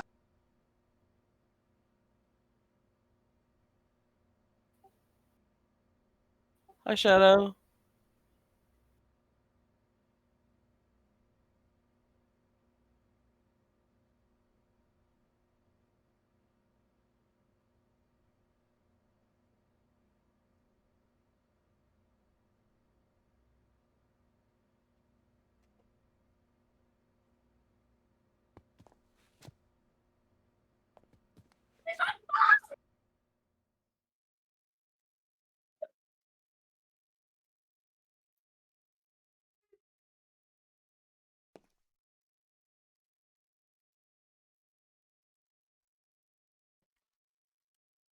I'm back. Welcome back. I don't think anything new has happened. You might be back just in time to cancel the choice.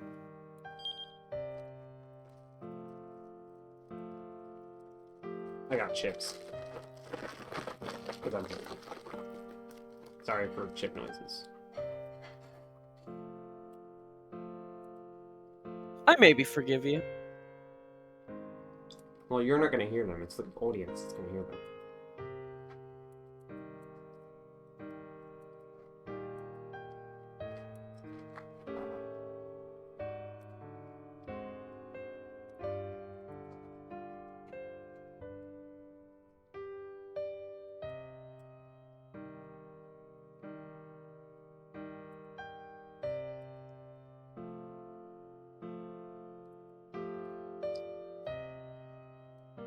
We love Dick Dictum #1.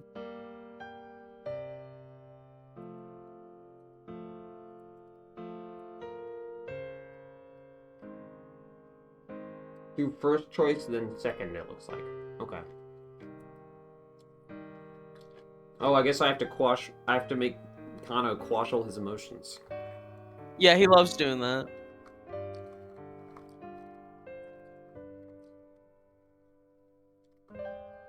He doesn't need those anymore.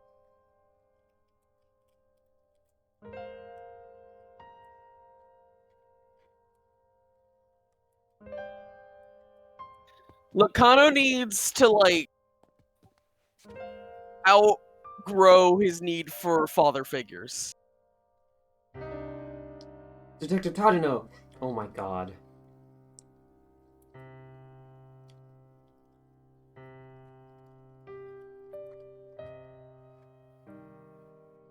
Kano gave him a silent salute. It was a breach of protocol to salute on plainclothes and without his cap. Still, it was the best way he had to let Tadano know how he felt.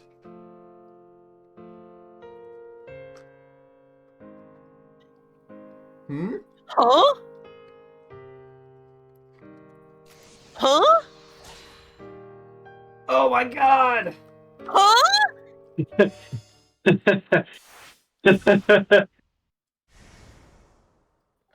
I'm in the fucking pose with his arm around his wrist. Huh? Let's ball. Huh? Kyozo Tadano gingerly flexed his right elbow.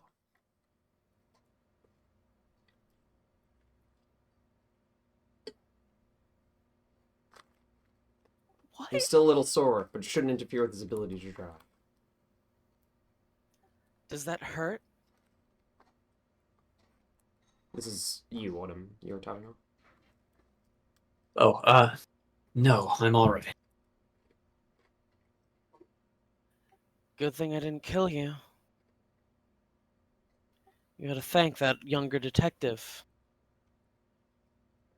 If he hadn't stopped me, you wouldn't be here right now. Is that right?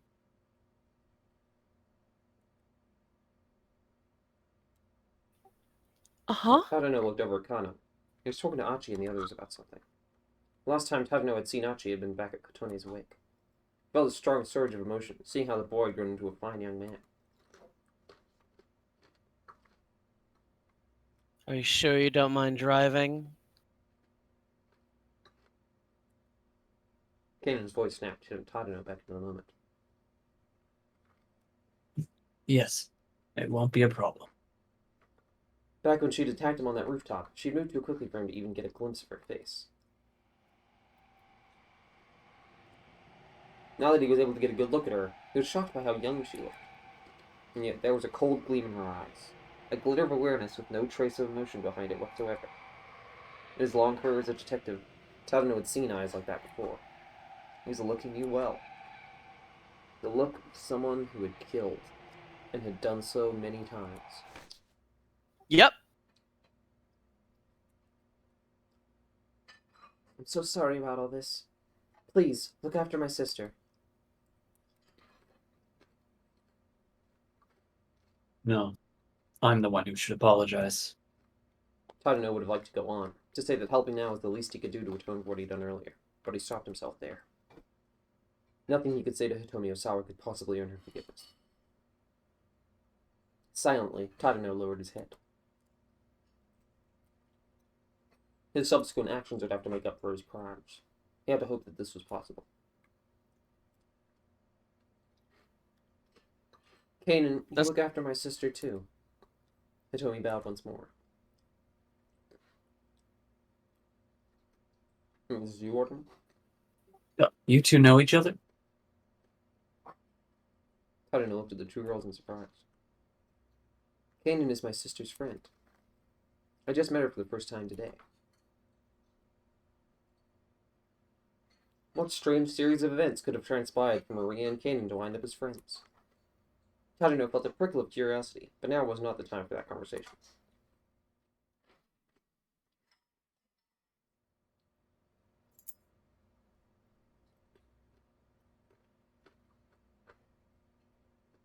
Daisuke reappeared. He had gone to fetch his car keys.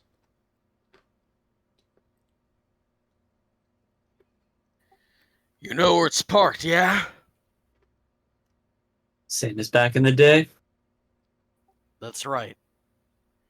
Over where we always hung out with Katone, back in grade school. All at once, Tadano was hit with a surge of childhood memories. I might have to dip soon. Mm-hmm.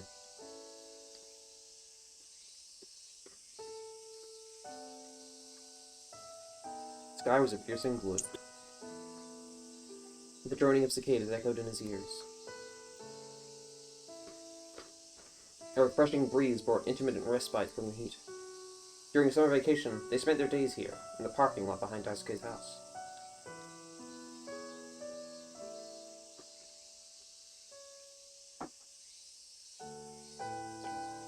As Tadano and Daisuke played near the stairs at the side of the lot, the blazing sun beating down on them, Kotone would always come along with some iced barley tea for them.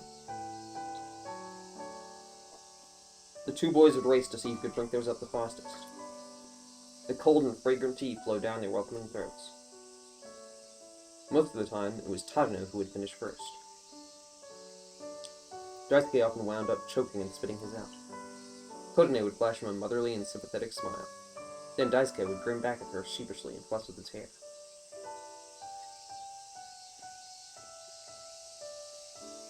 That had all been nearly 40 years ago, but Tadano could envision their smiles as vividly now as ever.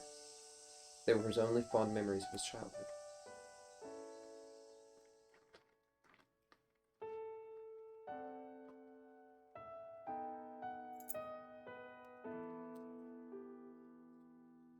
Tadano took the keys from Daisuke, clutching them firmly in his fist. All right. We'll be back. He lifted up Maria, and with Kanan supporting her on the other side, began to head for the door. Then Kano called out to him. Detective Tadano, There was a look of sadness on the younger man's face. Don't let yourself become a detective like me. Tadano had the words right on the tip of his tongue, but he swallowed them back down. It suddenly seemed petty to trivialize the aspirations Kano had held for so long. Once Maria is safe, I'll turn myself in.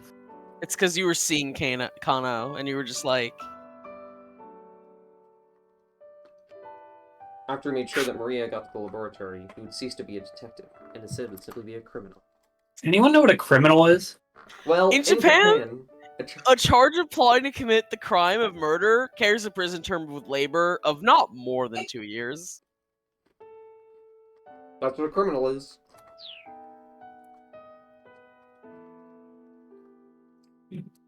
But despite the failures that had brought him into this position, nothing he had said up until now had been a lie. Of that much he could be proud.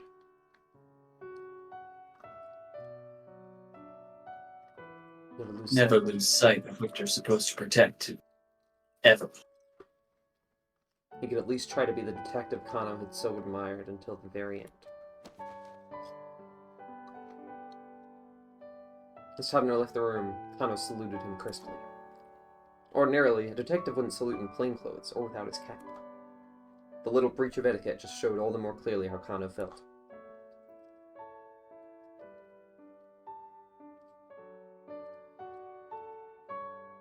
If Tadano hadn't been holding Maria up, he would have returned the gesture.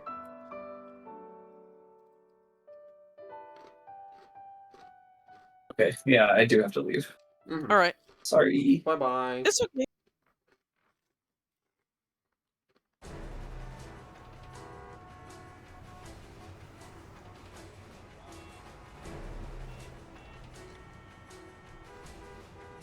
Leaving in electronics, Tadano and Kanan carried Maria up a hectic Doganzaka. The parking lot was less than a minute away by foot. Before long, however, they found their way blocked by a veritable wall of people. Oh dear. It was a riot squad, Kuze at the head. What the fuck is going on? A police squad that carries out security and control activities in order to maintain or restore public order in the event of an emergency. The Tokyo Metropolitan Police Department has 9 riot police units, along with a support vehicle unit, for a total of 10 such squads. These also comprise the teams that carry out certain specific functions, such as the Explosive Ordnance Division and Chemical Defense Unit. Also, I'm gonna call it here probably, like, not literally, not like end the stream here, but we have like around 10 minutes of stream left, and of normal stream time, and I was considering going over to finish, but I do not feel like we would finish in an hour. I no longer. This is throw. Like it was. It was like maybe close if Achi's story had ended there, but like no, and also there's this. Yeah, this. Yeah. So I'm gonna say this is part 1 of the finale, and then next week we'll do Shibuya Scrambled 2. The end, the Scrambled of Shibuya. Yeah. It's not even a joke. That's nothing. I'm gonna come up with a better stream title, but next week we will end the stream. But I'm gonna keep going for a little bit because we still have some time. But also my throat. The reason that I also don't want to go over time is that I'm getting like. I really put a lot of effort into Minurikawa, and there was a lot of Minurikawa talk today. Yeah, and you know, the good news, Riley, you never do that again. No, that's sad news. I killed love him him so for you. much. He's my favorite. Yeah, I know. He's fine. He'll show up in Aichi's thing, maybe. I don't fucking know, honestly, knows. what's going on there. Director So you're Kuze. Tano now, I guess. Director Kuze? Tatano, what are you planning on doing with that girl? What are you planning on doing with her? I already informed Kano that she's to be put under quarantine. If she's allowed to remain free, all of Shibuya will be in danger. Kanan took a step forward. Tadano could sense that she was about to move in for the kill. Easy now. Wait.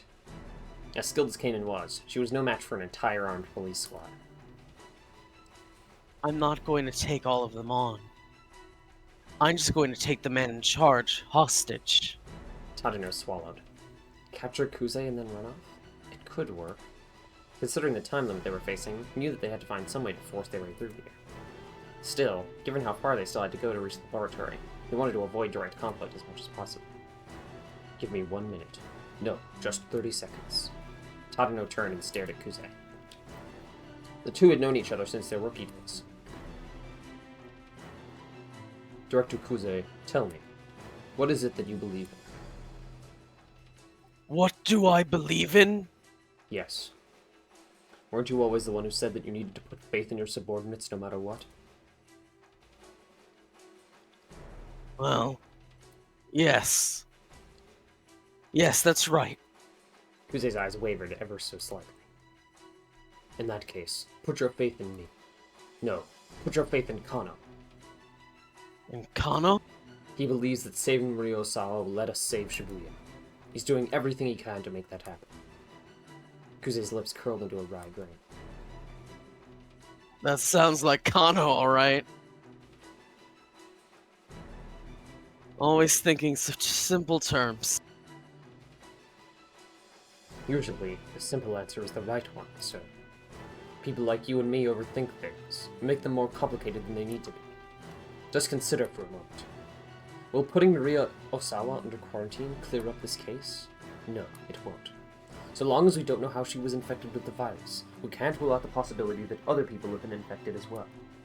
Tadano kept his eyes locked on Kuze's. Director Kuze, right now, what we need to do more than anything is get our hands on that antiviral drug. We need to be helping Kano. Please, sir. Kuze furrowed his brow in thought for a few moments, then shook his head.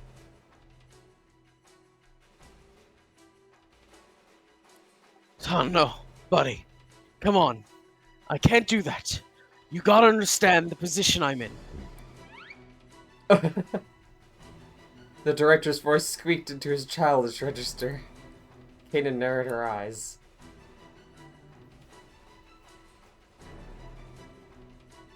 What's this guy's deal? It's... well... it's hard to explain.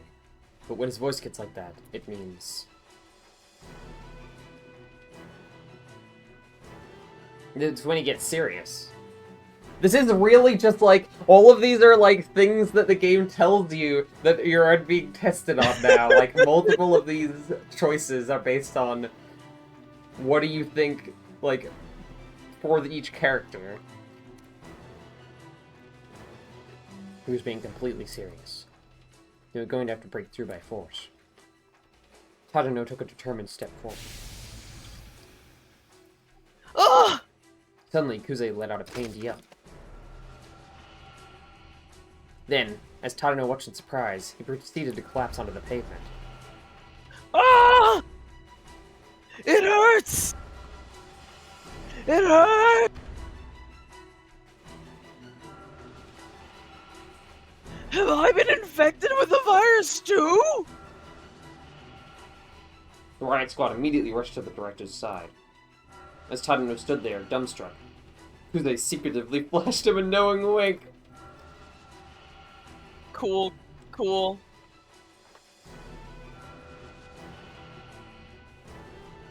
Kanan.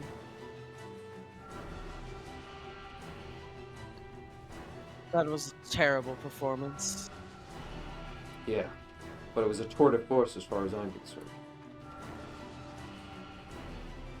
Inwardly, Tadano gave his boss a nod of respect. Slipping past the riot squad, he and Kanan headed toward the parking lot. Several members of Kuze's team hurried to chase after them.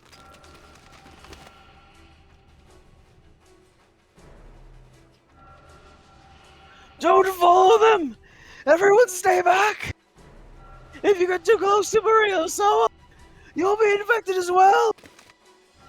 The riot squad stopped in their tracks. Tadano and Kanan took the opportunity to hurry out of sight.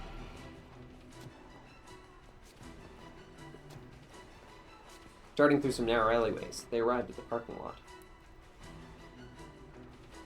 The area had changed since Tadano's youth, but some of the old air of nostalgia still lingered. There it is. He spotted the minivan with Indo Electronics written on the side. Another minivan.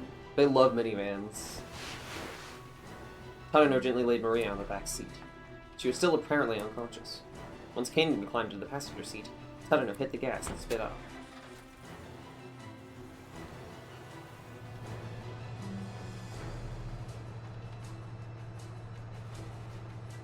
How far is it to the lab?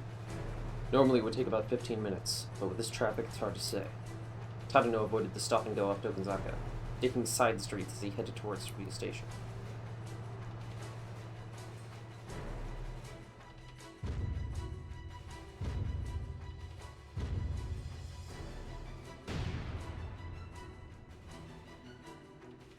Once they had re-emerged on the main thoroughfare, however, he spotted a checkpoint set up ahead. Barricades and armored vehicles were blocking the road. The scale of security effort showed just how grave the situation truly was. Tadano hit the brakes. What do we do? Oh wait, that's Kane. What do we do? Tadano thought for a few moments before arriving at an answer.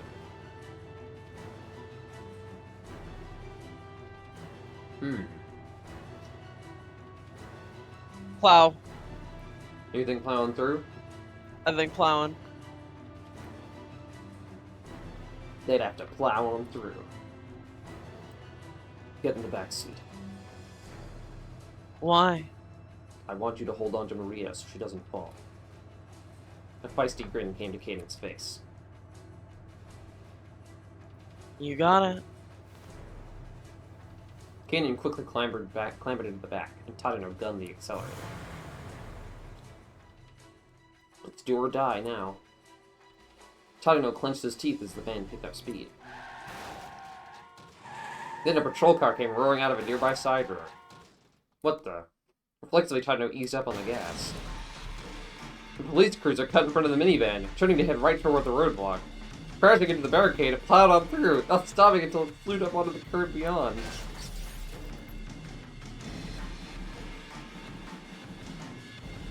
Jesus! The car's impact made enough space for another vehicle to slip through in its wake. Alright, here goes. The minivan barreled on through the checkpoint. Tadano wondered who in the world had been driving the cruiser.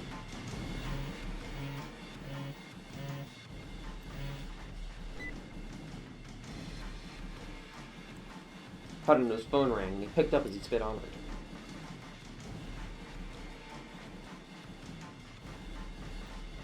I have a hunch. This is Kuze. Were you No, it's... No! Were you No! No! able to break through safely? Tadano had thought he was at the Osawa residence. That patrol car just now, that was you? A call came in from Task Force HQ saying that Kano had found Maria. I figured maybe Kano was planning to take her to Akoshi Pharmaceutical.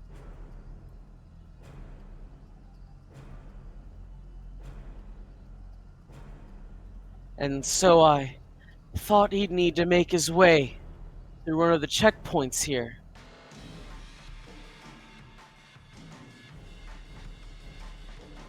But the fact that it was you, Detective Tadano, now that was quite unexpected. He let out a weak chuckle. Kashiwara, are you hurt? No! No, Echo isn't even here. don't worry about me. Just, please, help Maria.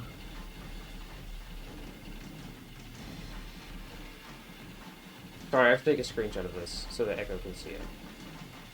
We'll probably revisit this next week so that Echo can see the scene in full. Yeah.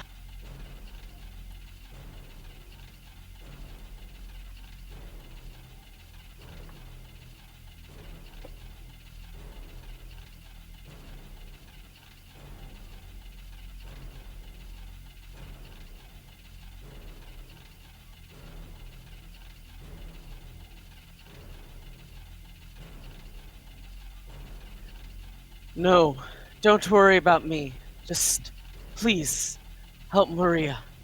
I made a promise to her father that I'd save her daughter, no matter what. Tadano could hear the energy draining from Kajiwara's voice. Understood. I'll keep that promise for you.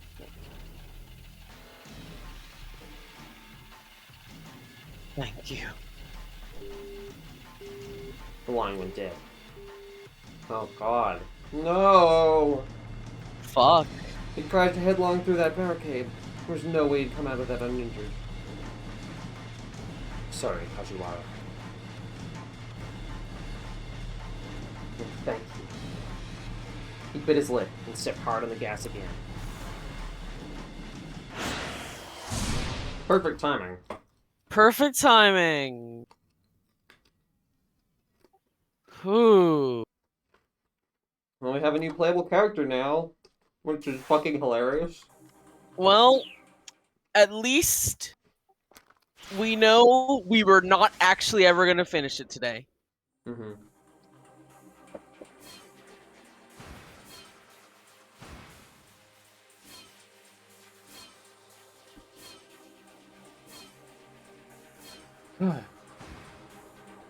Thank you all for watching today. I thought it was gonna end, but Shibuya Scramble is full of surprises. It sure fucking is. That was a very good episode, though.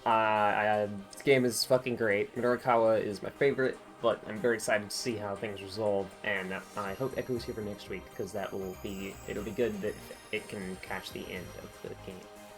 Yeah. But yeah. For now, we'll be off. Thank you all for coming. Whew. Yeah, my voice is so tired. Good night.